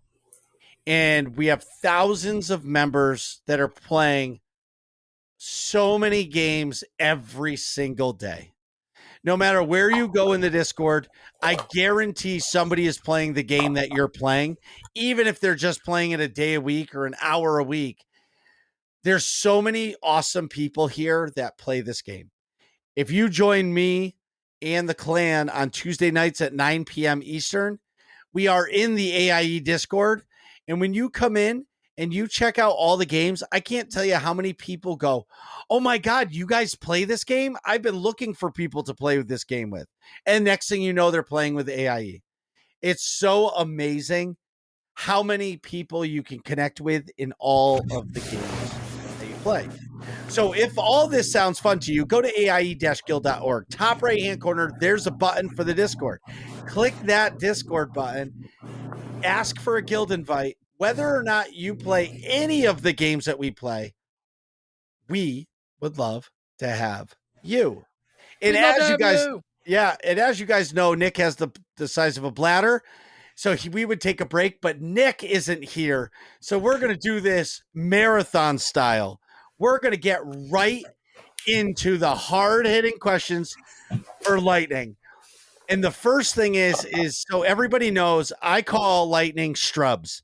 Why? I have no fucking clue. I think the first time he ever came in my stream, I read it as Strubs Lightning, and I can't say Struck. I will not, like, it's stuck. It's just who he is to me now. He can fucking hate it all he wants, but I cannot change it because no matter how much I try to, it doesn't work and Strubs comes back. So Strubs, why did you start streaming? For the social engagement. I was feeling lonely, and while I was a part of a great Destiny community, I wanted to still feel like I had more engagement, and seeing streamers like Tom and Freeride and others and just the engagement that they have with those communities, it was like, well, that's a great thing. Who wouldn't like, having a group of people that want to talk with you whenever you're gaming? But it was mainly, the main focus obviously wasn't to like grow into something big, but rather just meet people that liked what I was presenting, which was myself, and liked what I also liked doing, which was whatever I happened to be streaming, generally Destiny. Go ahead. I was going to say, did the Destiny 2 help start before the streaming or after the streaming? Like, did you just play Destiny and then you were streaming and then you thought, oh, like people are now around, they're asking for help? Or were you always joining other people in these help groups and then you thought, oh, well, I can stream and do this too? Unfortunately, LFGs are pretty toxic, and there's always one person that just really like tries to be like so aggressively wants to be the leader of the raid group that it turns everyone off from the experience. Right. So I didn't really start doing helps until I found Tom, to be honest, which was probably 4 months or so before I started streaming.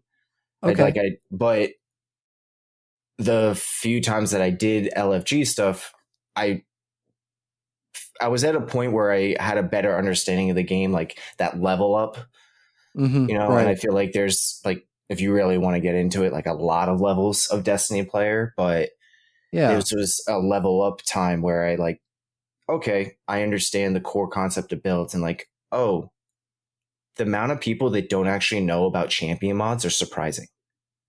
Which, if you don't know, is a special mod to be able to stun an enemy that can just beat your ass down in seconds. Right. Well, what's funny is I didn't know about all that shit for a long time. Like when I first started playing the game, like a year and a half ago or 2 years ago, and then I stopped playing it and I came back in February. I didn't know what champion mods were. I didn't know that there were ammo mods. Like, I didn't know. I just was running around with blue gear, and it was just okay. But then as you play, you learn more, and you learn a little bit more, and you learn a little bit more. Yep. And next thing you know, you're doing what you do and are helping people day in and day out. Yeah. But I will say, like, Tom is such, as everybody, so you guys know, it's Tom, been on the show. Awesome dude. He's one of my favorite people. Like, I fucking love that dude because he's a big dude like me. I don't know if he's tall or short, doesn't matter. But like, he's just a happy dude. And he's got that energy like myself, that like welcoming. And anybody that welcomes you into the community is just a good dude. So now, is Destiny the only game you stream? I mean, consistently, yes. When like new games come out, like I think I got really into Elden Ring, so I probably did like a couple streams there, but that was mainly just like I'm playing. If you want to watch, like very low engagement, like I didn't want, because it was my first playthrough, so I didn't want spoilers. So it was more like we weren't really talking about the game, which was a very different experience than like doing Destiny streaming, which is just only talking about Destiny mostly. Yeah. Right. Most of the time it's like very like, because everyone has questions. Like Mhm. everyone's like, oh, does this work? Or how come this doesn't work? Yeah. Like, is this done good? And you're like, that's a loaded question. exactly. Oh my Yeah. God. No, that's I call them streams for you. Where like it's out of your normal comfort zone. Where like, yeah, you're not streaming Help or whatever. You're streaming Elden Ring. This is for you. You're playing your game. You're just chilling. Atrax. Yeah. Atrax. What's up? I'm not playing Elden Ring because that is not a stream for me. That's okay. We'll make it happen. That's not a stream for you. You're right. That's a stream for the community. I will say it is by far the most approachable out of all of them in the series. Yeah. It is so friendly to someone that doesn't understand those games compared to all the others. There is one little hiccup for new players right at the very beginning, and if you don't understand the open worldness of the game, you'll spend hours beating your head in the wall. Besides that, it is really very friendly and approachable compared to every other one, which I would say is pretty much asking someone to chop off their hand and then give someone a handshake with no hand. Yeah, it's not because it's the easiest either. Like I would say after playing some of the other ones, I would say there are other games that are quote unquote easier. But Elden Ring, I agree with you, is like the most beginner friendly in terms of you can go in having never played a Souls-like and then just be, like you can kind of be competent. Which kind of leads us to our next question, because it sounds like you've played other Souls-like games and whatnot. What is your favorite game of the history of video games? Yeah, just like overall, if you could pick one, what would be your favorite game? Or a Mount Rushmore. Yeah, Mount Rushmore is acceptable too. I think with most of these questions. If you I can don't understand what you mean by Mount Rushmore. Like your top three. Like top three or top five or whatever. Yeah. All right. That's a first. Mount Rushmore. I'm going to save that one. I would have to say Kingdom Hearts is in the top three. The first one. Yeah. That one was like, for me, I was in middle school when that game came out. So it was like it was such a different game than anything I had ever really played up to that point or seen, that it was like, I still like think about that first one. It was unfortunate the way that they carried it from then on. You're my age. Yeah. March 14th, 2013 was the original Kingdom Hearts. Yeah. No. Kingdom Hearts 1 was like 2003 or 4 or something like that. I typed in, what year did Kingdom Hearts 1 come out? No way. I did no not. way. Because I have vivid memories right now on a school bus. Oh, no, from March. Track. Yeah. So March 28th, 2002. Yeah. Okay. That's what I thought. I'm like, so I feel old because I graduated in 01, but like now I don't feel that old. Right. For me, my experience with that game, my mom actually bought Kingdom Hearts 1 and she kept it sealed. We had a PlayStation 2, obviously. That was the only game I was not allowed to play because it was hers. She bought it for herself. She wanted to play it first. And it sat on our shelf for like 6 months sealed in the plastic. And I would always beg her, like, please let me play it. Cause it's like, it's, Disney and it's like, it's my, like, I can play it because I was a young kid. So it's like rated for me too and everything. I was so excited. I was like, please let me play it. No, come on. So finally she was like, okay, you're right. I haven't played it in 6 months. You can go ahead and play it. And then I played it so much. finally she played it because she saw me playing it. And Yeah. oh yeah, that was a Yeah. great game. That's a great choice. Mm-hmm. And which leads into I'm going to do 3. Final Fantasy 8 for me, not 7. Whoa. I played Okay. 7. I played it. I beat it. The story is great. The game, not that great. All 7 right. as a game is not that great compared to like there's a change between like the model for how Final Fantasy games were developed changed between 7 and 8.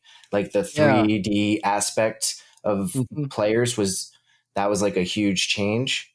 So 8 for me was like just a way better Final Fantasy game. I don't know if I wouldn't say the story was better, but as far as a video game, 8. And yeah. So I just Googled it because I remember playing it when it came out. Selphie. Hold on. Yeah, Selphie was my favorite character. Okay. All right. Yeah. Was it? Is it Skull? The main. I mean, he's in Kingdom Hearts. The guy with the Lionheart. giant gun sword. Yeah. Yeah, Squall. Squall Lionheart. Yep. Yeah. You overdid it, Squall. You'll be fine. I thought he looked so cool. Yeah. Wow. It's This like, is what a badass. Yeah, the nostalgia coming back because I remember this because I loved Final Fantasy 7, and then when Final Fantasy 8 came out, yes, this is her. Oh my god.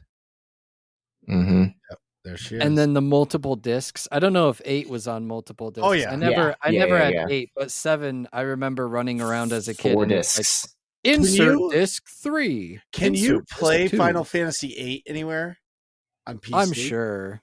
Oh, I mean, if you have a PC, you can absolutely play an emulator. 100%. Yeah. They're out there. Like, I know for a fact they are. I've got a buddy that probably has every Final Fantasy on just a little emulator console and just boots it up whenever he wants to play it. Oh, they have it on They probably have it on PlayStation Network too. Well, yeah, because I bought a lot of games. I bought the original 7 to play on the PS4. Oh, this is interesting. You can play Final Fantasy 8 remastered on Steam. Interesting. Oh, that's cool. I didn't know that. See, wait, but there's a catch. What's the catch? No, yeah, 8's not remastered. 7 was. They remastered. No, I'm looking at buy Final Fantasy 8 remastered right now. Really? Now I gotta look this up. Wait, no, hold on. I'm gonna link it in the chat. Just stick around for a second. Look in the chat of the podcast. I just linked it. There you go. Let's see here. Here in Zencaster. So anyway, oh snap! Wow. Yeah, so like that might be a game that I just, that would be a cool game for me to get on the Switch. Yeah, Diablo 3 is my Switch game. Dude, let's talk about that. So I have never played a Diablo game ever.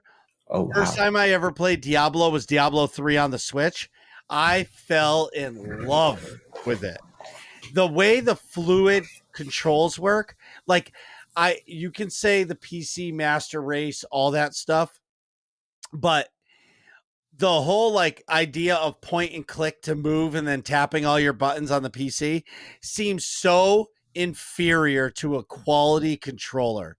I had so much fun playing Diablo 3 with a controller. Sorry, that was my rant. I played Diablo 3 for the first time with a controller too. Yeah, I mean, I played it on PS3. I hit Paragon 1200 on my PS3 account. And then I got a PS4. Wow. I have an infinite ball lightning crusader. I can solo like Greater Rift like up to like I think it's like 90s now I've gotten to. Maybe like low 80s. Diablo 3 was always the game that my friends and I would get together in high school. We'd get together and play. We'd start 4 characters on a split screen in a weekend. We'd play the whole weekend and we'd get through like the first 2 acts. and then we'd stop playing for a while, and then by the time we came back, we're like, well, we don't know how to play, so we'll just start over again. So I never actually beat the game, but I beat the first 3 acts like at least 100 times. Like it's Wow. just, but it was so much fun. That was for me the big thing for Diablo 3 was like the split screen co-op was so much fun as a looter RPG type game. Yeah. For sure. Oh man. I now like I do the whole story on new characters in like probably under 4 hours. Oh, nice. Just yeah. blaze through it. Oh yeah. Well, I mean, yeah, that's just like it's easy XP to get your character to level 70. Right. Because you still have to, you end up still doing all that stuff over again. So if you want to learn the lore, you'll learn it in all because there's materials that you have to grind for, and you just do the story missions on more difficult levels. So you might as well just burn through the easy stuff, and then you can. That's how I play all my characters on it. Yeah, because it's more fun of a game on the harder difficulties. Because if you play on normal or hard, your character will get good enough gear in the story to just really start you're really strong, but if you're not rushing the actual story, it takes forever. Right, yeah. Like the quests themselves, there's like each act is long. I think the third act is probably the shortest one. It was amazing. Reaper. Oh yeah. No, I mean the story is great. I've played it enough to know it from but when they added the 5th act, Reaper of Souls, that was great. I really feel like that was a nice refresh. It was nice having the new classes too. That was one game that has always stood out to me as just that's an example of a quality game in my mind. The DLC was done right to add a good amount of content to it. It was, at least from my experience as a casual whole, in that it catered to all the, people who want to play it over and over again, like yourself or me, who just played through the story, kind of, sort of, not really. But it was like fun for everybody, whether you were a hardcore RPG or fan or just a casual. It catered to everybody, and it brought people together with the whole couch and online co-op. Diablo was a great game. Which console PC type battle brings us to our next question. Are you a PC or a console gamer? Well, COVID forced me to become a PC gamer. I couldn't get a PS5, and my PS4 was like literally dying. And I was like, well, I can't get a PS5. I'm not going to get an Xbox because if I'm going to get a console, I want to be able to play Sony exclusives. Those solo games are the games that I want to play. And if I get a PC, I can still play all of Xbox exclusives if I really want to play those. Yep. So it just kind of made sense for me to move into PC, and I know computers. I have friends that know computers, so I can fix this now.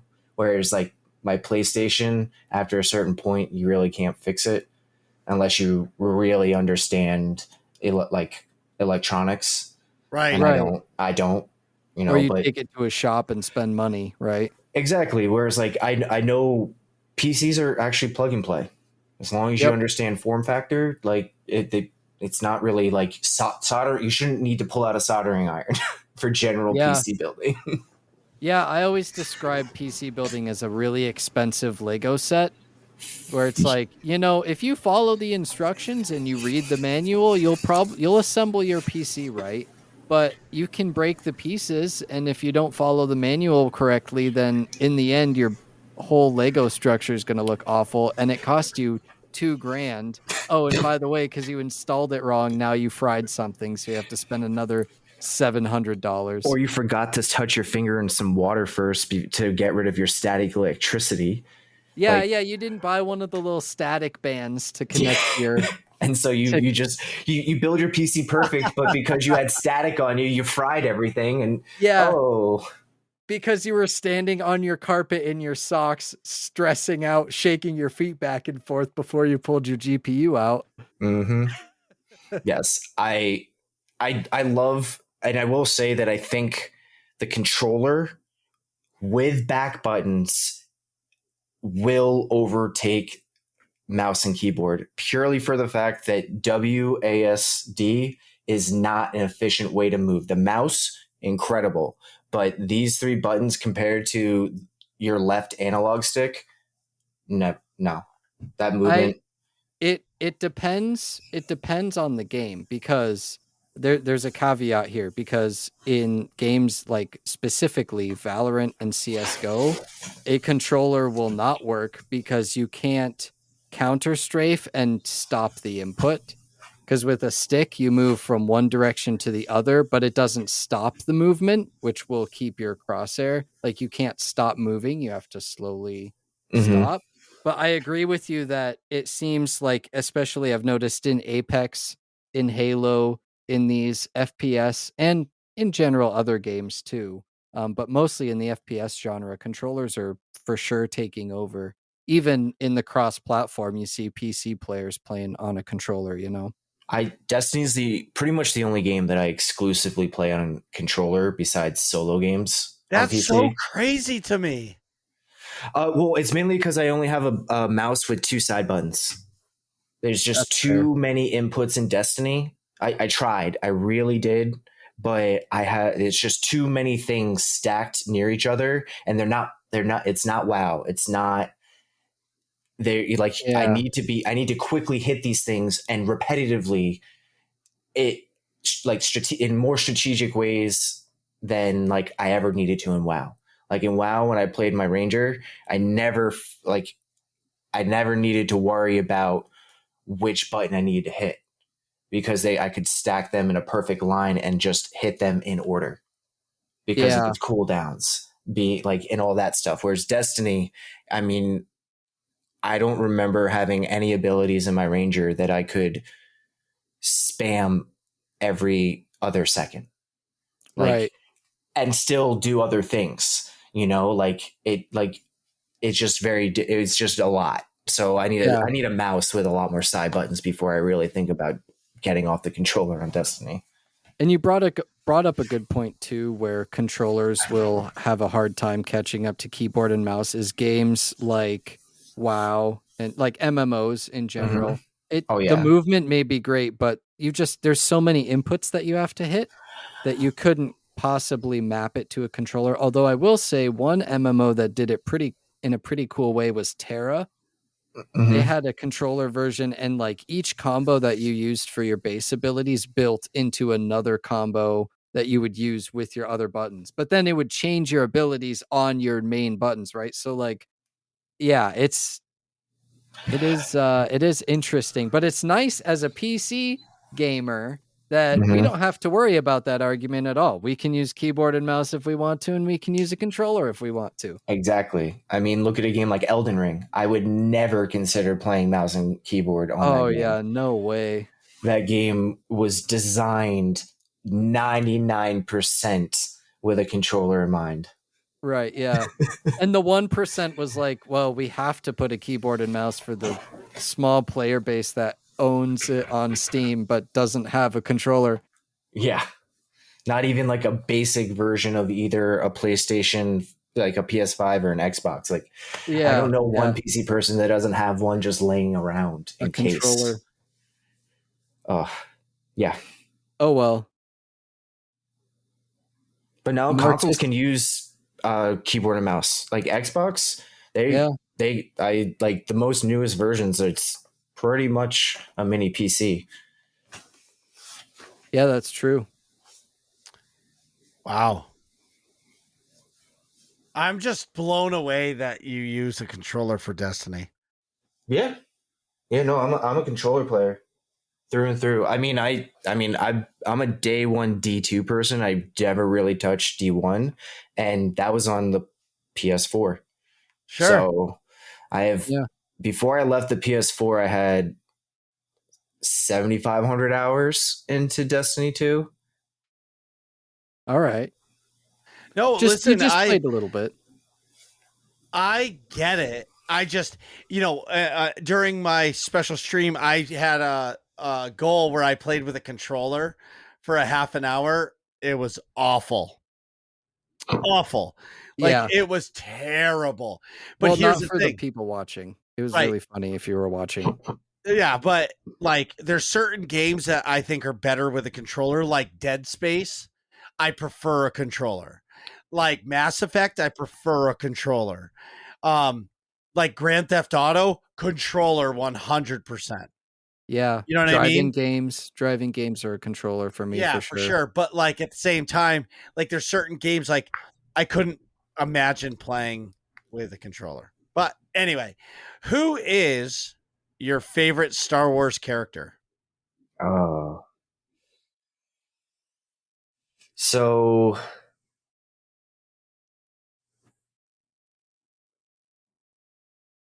I would oh man, I'm blanking out on her name. Are you obviously you're Star Wars nerds, but are you pretty big into the Legends Yep. universe?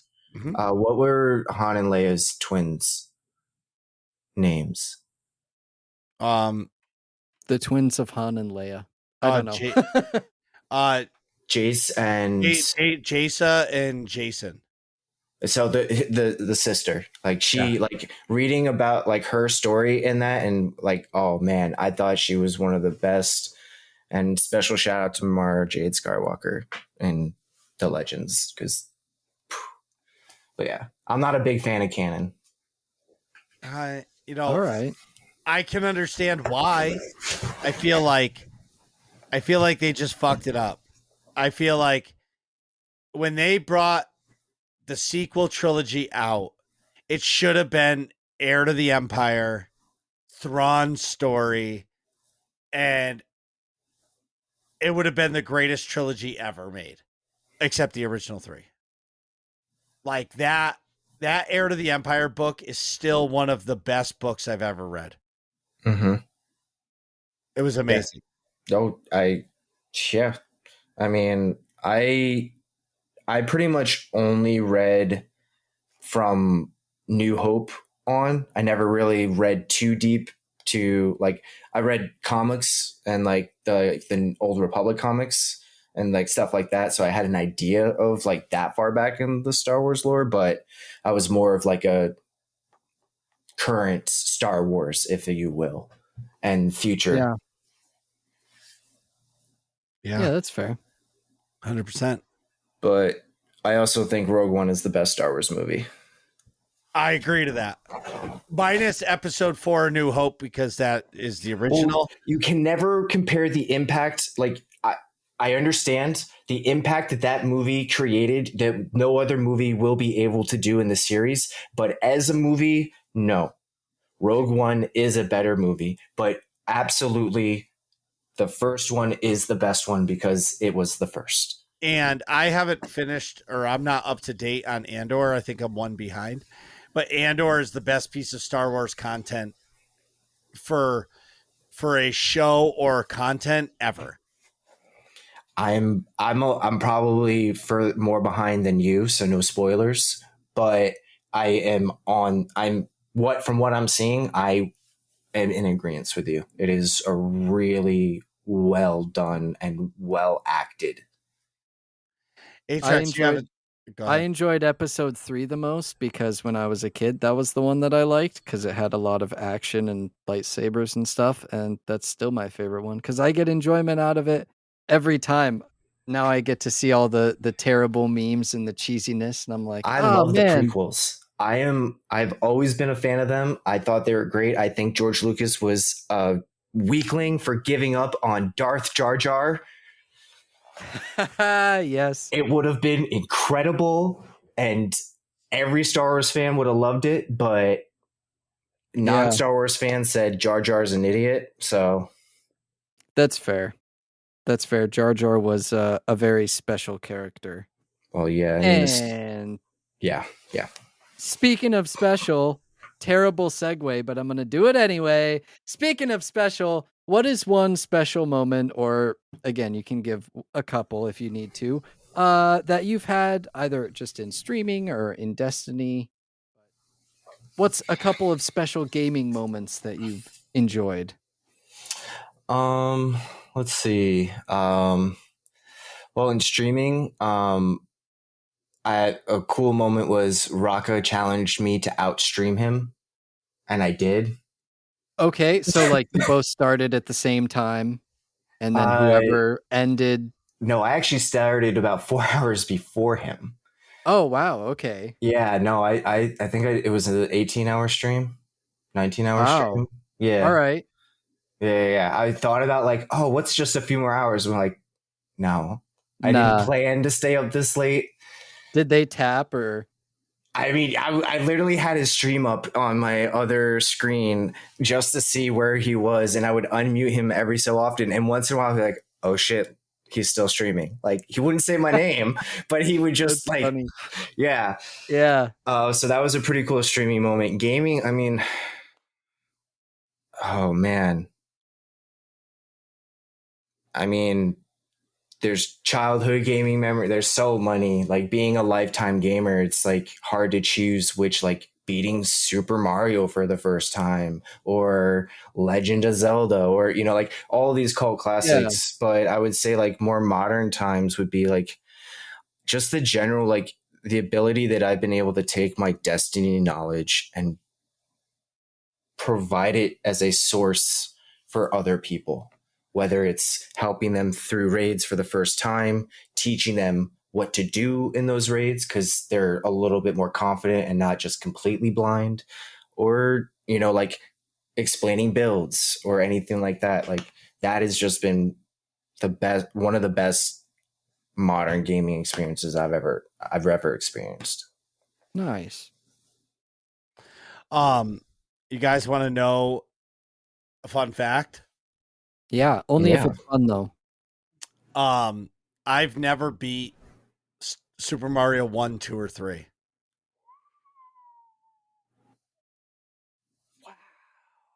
Oh, wait, is Super Mario 64 included in that list? No, because that was a many years later console release. Right. No, 1 is like NES. Okay, wait, then I have beat 1. Never mind. So I beat 1, but not on the NES. I got the Super Nintendo and I got the All-Stars cartridge, which had every Mario game up to that point on it. All right, yeah. So I played it on that console, but I did beat all the Marios. I had the old Duck Hunt Mario cartridge. Oh man, combined. I think it's still around here somewhere. Might be worse than money's. Isn't that crazy? It's worth more to my nostalgia, honestly. There you go. That's great. Yeah. I mean, I've got my original Star Wars VHSs that I watched as a kid. I didn't even notice that. Yeah. I mean, it's got all of the freaking wear and tear from me manhandling it as a little child. For all of those listening in, I can confirm it looks like it was handled, but it still is legible and appears to be in like good condition. You know, it's not like totally torn up, or I don't see any tape anywhere. No tape. No. I after getting old enough and seeing like the craze for the toys, I was like, I'm gonna not treat this so roughly. Right. Yeah. Because, you know, not saying that I was like, as a kid, like, oh, this might be worth some money, but it was more like, I don't know if I would be able to get a replacement. Yep. And so it's like, let's take better care of this thing. Yeah. That's what's up. So do you have any streaming goals or any like particular Destiny stream goals or stuff like that? I mean, for me, is trying to find consistency.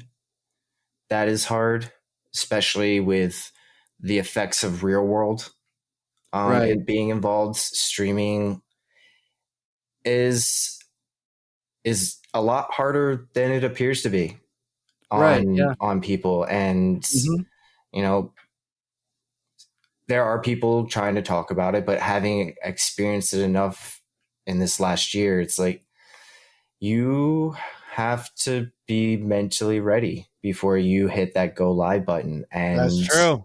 It can be hard to motivate yourself to be ready to hit go. Mm-hmm. And so that's like my goal is like I'm gonna try to use the rest of this year to find that like what that motivation is to more regularly hit that go live button than I have been in like the last 3 or 4 months. All right, nice. So just being a little bit more consistent with the streams and keeping that mentality in check. That's great. And I agree with you in that, to a lot of people, it's, oh yeah, I just, click go live and I'm playing video games. But if you really want to grow and progress, like you either, like for you, maybe you're doing your Destiny help and you mentioned earlier, you wanted to build a community. Well, that also involves more or less like managing the members of that community. And That's right. some people don't get along. And then you are, as the content creator, the manager of that community, you got to kind of come in and help out with that and figure that out. Or even just people coming in and being mean and then leaving for no reason, all Or of that you stuff. don't give them the attention that they want the second that they think that they deserve it. They just disappear. Like, Yeah. Hey, 30 seconds. Oh, I guess, you're going to ignore me. Bye. Right. Yeah. Like, do you see that I'm literally getting my ass pounded over here and you're like upset that I am not saying hello? Like, come on, pay attention to what's going on. And I promise you, I'm not ignoring like, and that goes, I can see it in a lot of streams where it's like those little frustrations. It's like, well, trying to manage other people is a difficult thing. And when you involve live access of yourself to those people, it's a whole nother level. I agree. So this is really an important question for this podcast. Oh yeah. Of all the questions we've asked tonight, this is the most important one. And there is a wrong answer. Okay. There is one. What is your favorite ice cream flavor? So the wrong answer is pistachio ice cream. I already know that. Yep. So I've been allergic to all forms of dairy since like my early 20s. So for me, ice cream has dropped down, but the non-dairy flavors that I've enjoyed, I would go for, Cherry Garcia. That's a good one. Maybe Ben and Jerry's. Yeah, Ben and Jerry's non-dairy Cherry Garcia is really tasty. If not ice cream, then do you have a favorite frozen treat? Like, can you still have, I'm sure, popsicles or sort of sorbet or something like that, pop. Oh my God. Yeah. Well, like SpongeBob popsicles, with the gumball the frozen water popsicles. Yeah. I mean, I'm more of a quantity than a quality kind of guy. Okay. I want to be full after spending the amount of money that I've spent for the food. So when I order anything, so what's on the menu that's the largest for the least amount of money? That's what I always go for. And as long as it's not some weird like apricot or like random flavor that I've never heard of before, I'll just get that blindly. Like I'm not really sure what it is, but I'll just get it because it looks huge and for cheap. Yeah. Just give me a bunch of desserts. That's all I want. I have a massive sweet tooth. Massive. So the more sweets, the better. That's funny. That's awesome. Wow. I feel like we asked this question already. Is it on here twice? No. Oh, okay. What's your favorite stream moment? I did say that earlier was like the outstreaming Raka. Right. Yeah. Outstreaming. That's what I. All right. Well, then maybe I asked them out of order. I don't know. I could be wrong. Where can people find you? Twitch. Be struck by lightning, and then I guess my Twitter handle, which is the same. All right. There you go. Boom. Now it's time for working class questions. Working class questions. Woohoo! I'll go, you go. I'll go, you go. First one is from DL Smooth. He wants to know, what is your favorite holiday? Oh, I would say my favorite holiday is oh,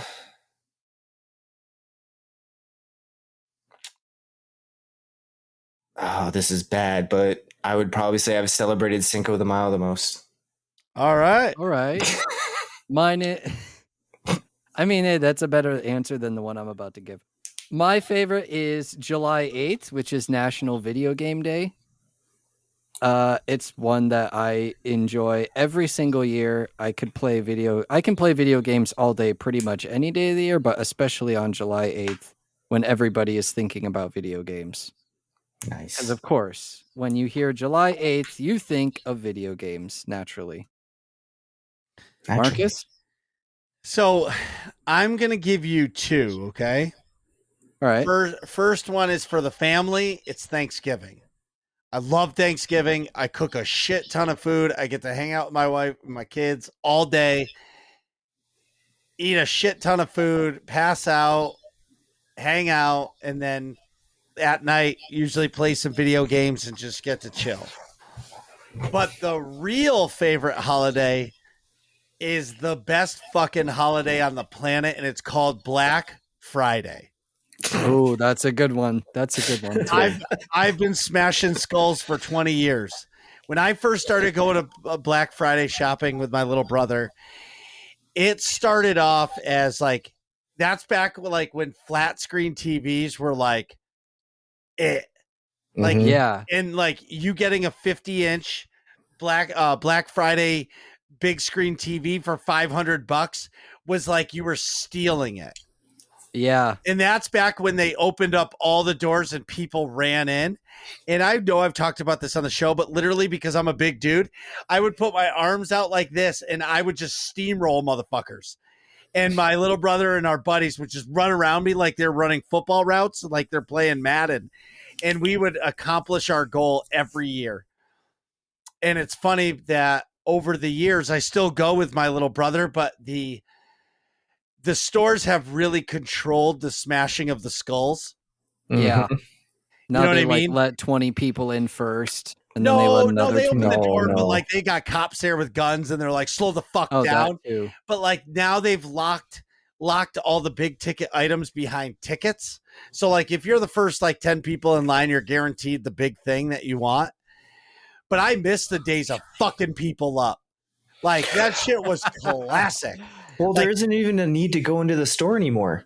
Yeah. All the now deals you just are go online. to Cyber Monday. Bro, I'm going to tell you something, okay? I love Cyber Monday. Listen, there's something called tradition in my world. Oh, that's called brainwashing, sir. I don't give a fuck. Me and my little brother drinking an extra large coffee at 2:00 in the morning, standing in line, stomach torn up, and we're just hanging out outside waiting for that deal. The only problem is we've gotten old in our old age. And it's funny. It wasn't last year. There was a year where we didn't really have much to get, but Kohl's had these epic fucking towels that are normally like $8 a piece. They were $1 each. And motherfucker, we were the first two people in line for Kohl's towels. My wife was so happy when I came home, but That's hilarious. But she made fun of me for like a year that I went Black Friday shopping for fucking towels. I didn't know that, but now that I know that, oh man, I'm going to use that too. That's great. Yeah. Black Friday shopping for towels. Anyway, Sovi asks, what is your favorite flavor of Mountain Dew, Doritos, or I'm guessing nationally available beer? Baja Blast all day, all night. There is no better flavor. I'd agree. I can't eat Doritos, so no flavor. Actually, technically, the sweet spicy chili is dairy free, so I guess that one. There you go. That guy, but yeah. And Modelo. Modelo. Right. That's a good choice. I'll go first this time because you asked the question. Yeah. My favorite kind of Mountain Dew is the original. I fucking love it. I don't drink it because shit's so bad for me. I'm a fat fuck now. I can't imagine if I drank a shit ton of Dew. My favorite Doritos flavor is Cool Ranch. And see, nationally available beer, it's hard for me to say because I do love an IPA, but my IPAs aren't available where all you guys live. So if I had to pick the perfect beer, I would say CL Smooth, which is a good old Coors Light, because you can pound those motherfuckers anywhere, anytime. Like you can have those breakfast, lunch, and dinner, and you'll be fine. Yeah, that's fair. Mm-hmm. I think I would also, for nationally available beer, there used to be a beer that was nationally available, and as soon as COVID hit, I think they must have, the supply chain got messed up or something, because they're not available now. But it was called the Dayblazer by New Belgian, and it was like the perfect blend of light but still flavorful and hoppy.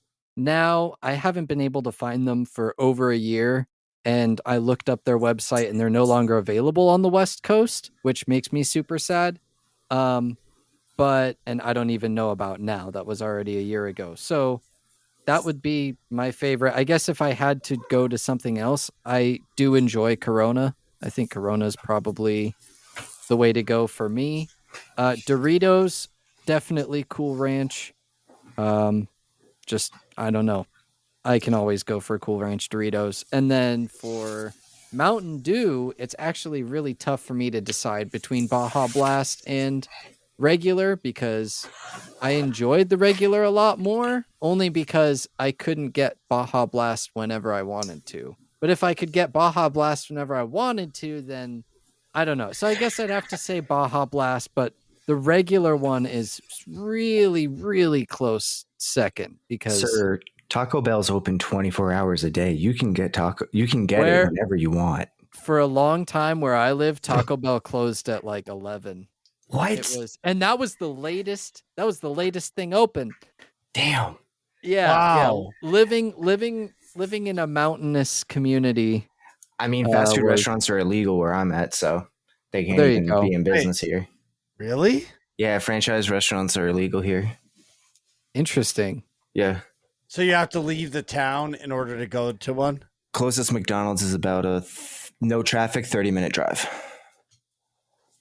That was how far McDonald's was when I used to live in the mountain areas. Yeah, but then the second one is then another like 20 minutes. Like before you hit it, and then you get far enough where you start getting them every 5 blocks. Yeah, right. Yeah, it was funny that the Taco Bell closed after the McDonald's. It was kind of weird. Those late night stoners, man.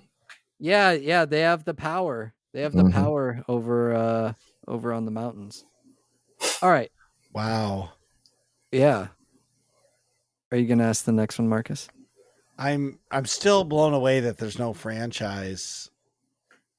Yeah, Starbucks got in right before our town passed law, and it's honestly just to keep down on trash, like litter. Huh. That makes sense. Because it's fast food and generally in cars, people unfortunately are notorious for tossing trash out of their car as opposed to just holding on to it. So you get a lot more of that litter, and that's at least what they told the town when they made this law. They're like, we don't want more litter. Damn. Well, thanks, Sobi, for that question. Yeah. Sobi asks again, what kind of vehicle do you prefer to drive? A car, SUV, van, or truck? Bicycle. All right.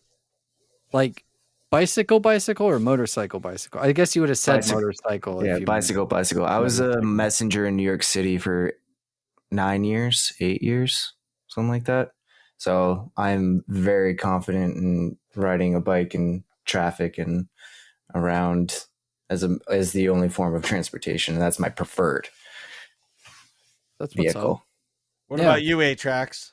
I would say like I don't want to say a sports car because that makes people think of like Lambos and stuff, but I just mean like sportier sedan cars, I guess, or maybe they're called coupes. I don't even know what the technical term is. Sure. But yeah, just like a car. I don't know, like like a Subi or something like that. Sure. Yeah, a car. Or what about you, Marcus? Evo? Yeah, my Evo. Exactly. So for me, I am a truck guy 100%. I think it's because of what I do for a living. I just like a truck. They're fucking useful, and they do the extra things that you need. Absolutely. Yeah. All right. Thank you, Sovi, for those questions. A regular contributor. Quinn asks, "What's your go-to comfort movie?" Is this I have two. So if I'm looking for a laugh, Grandma's Boy. Wow, that's a great one. Sit on my face. I feel so good. Yeah. There's that scene, just like, oh my God, you can't not laugh. You just cannot. Yeah. But if I'm looking for more like actual, like, I guess, like comfort, like not like just haha, but like emotional comfort, I would probably say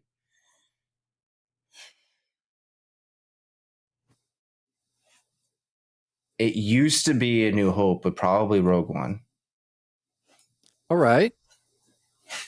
Mine is A New Hope, 100%. But the other one, it's a Will Smith movie called Hitch. Hell yes. Oh, that's I don't know why. movie. I fucking love that movie. I don't. Yeah, exactly. You know what it is? I'll be honest. I think I've said this on the podcast before, but it was probably like 150 episodes ago. The fact that Albert Brenneman, the fat guy, gets the girl is like my hero because I'm that guy. So like that movie is all for me.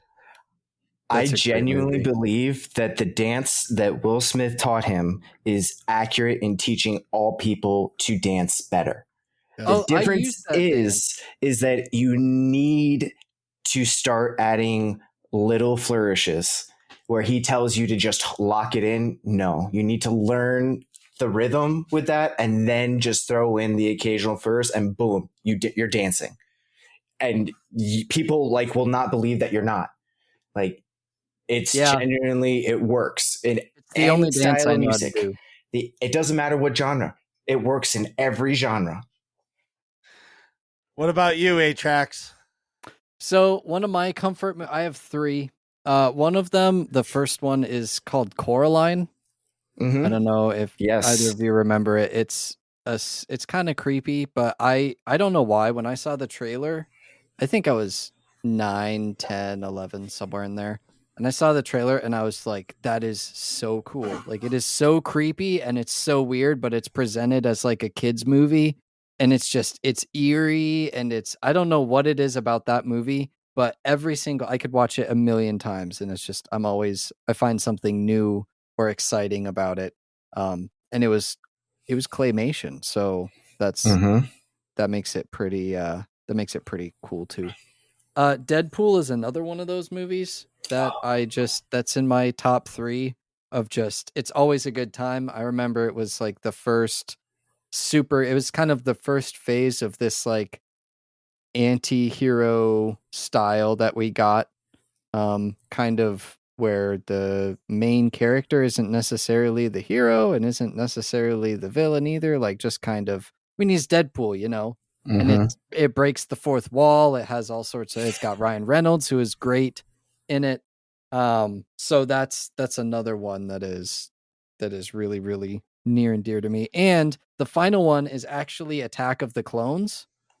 Whoa. And I know it's going to be crazy, but it is purely nostalgia based. That is the only reason why I say that. Is it's a comfort movie for me, is because every single time I watch that movie, the final fight between Obi-Wan and Dooku and Anakin and Yoda, like that whole scene, I remember being a kid and we had a larger TV in the middle of the room, and we had painted the room on purpose a really dark purple.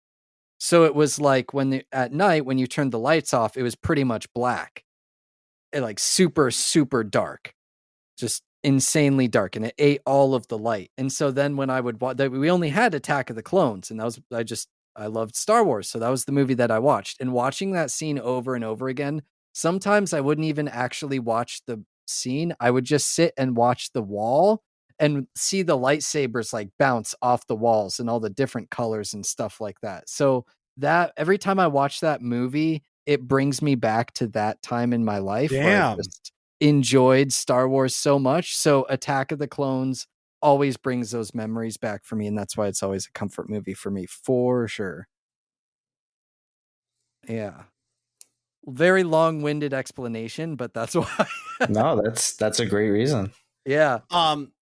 What is your dream car and your dream house?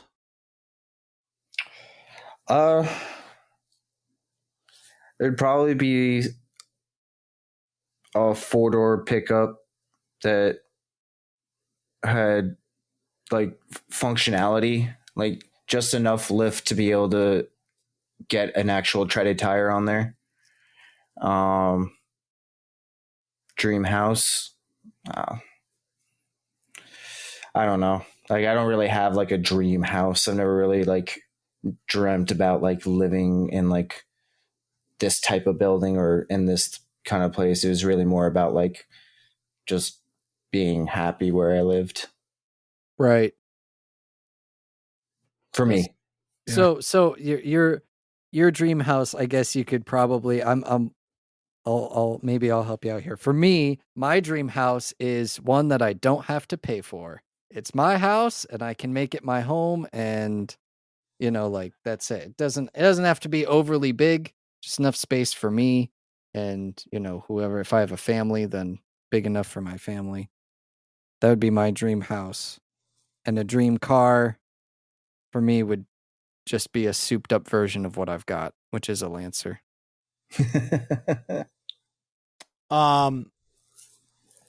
That's interesting. For me, my dream house, I would say, is a house that my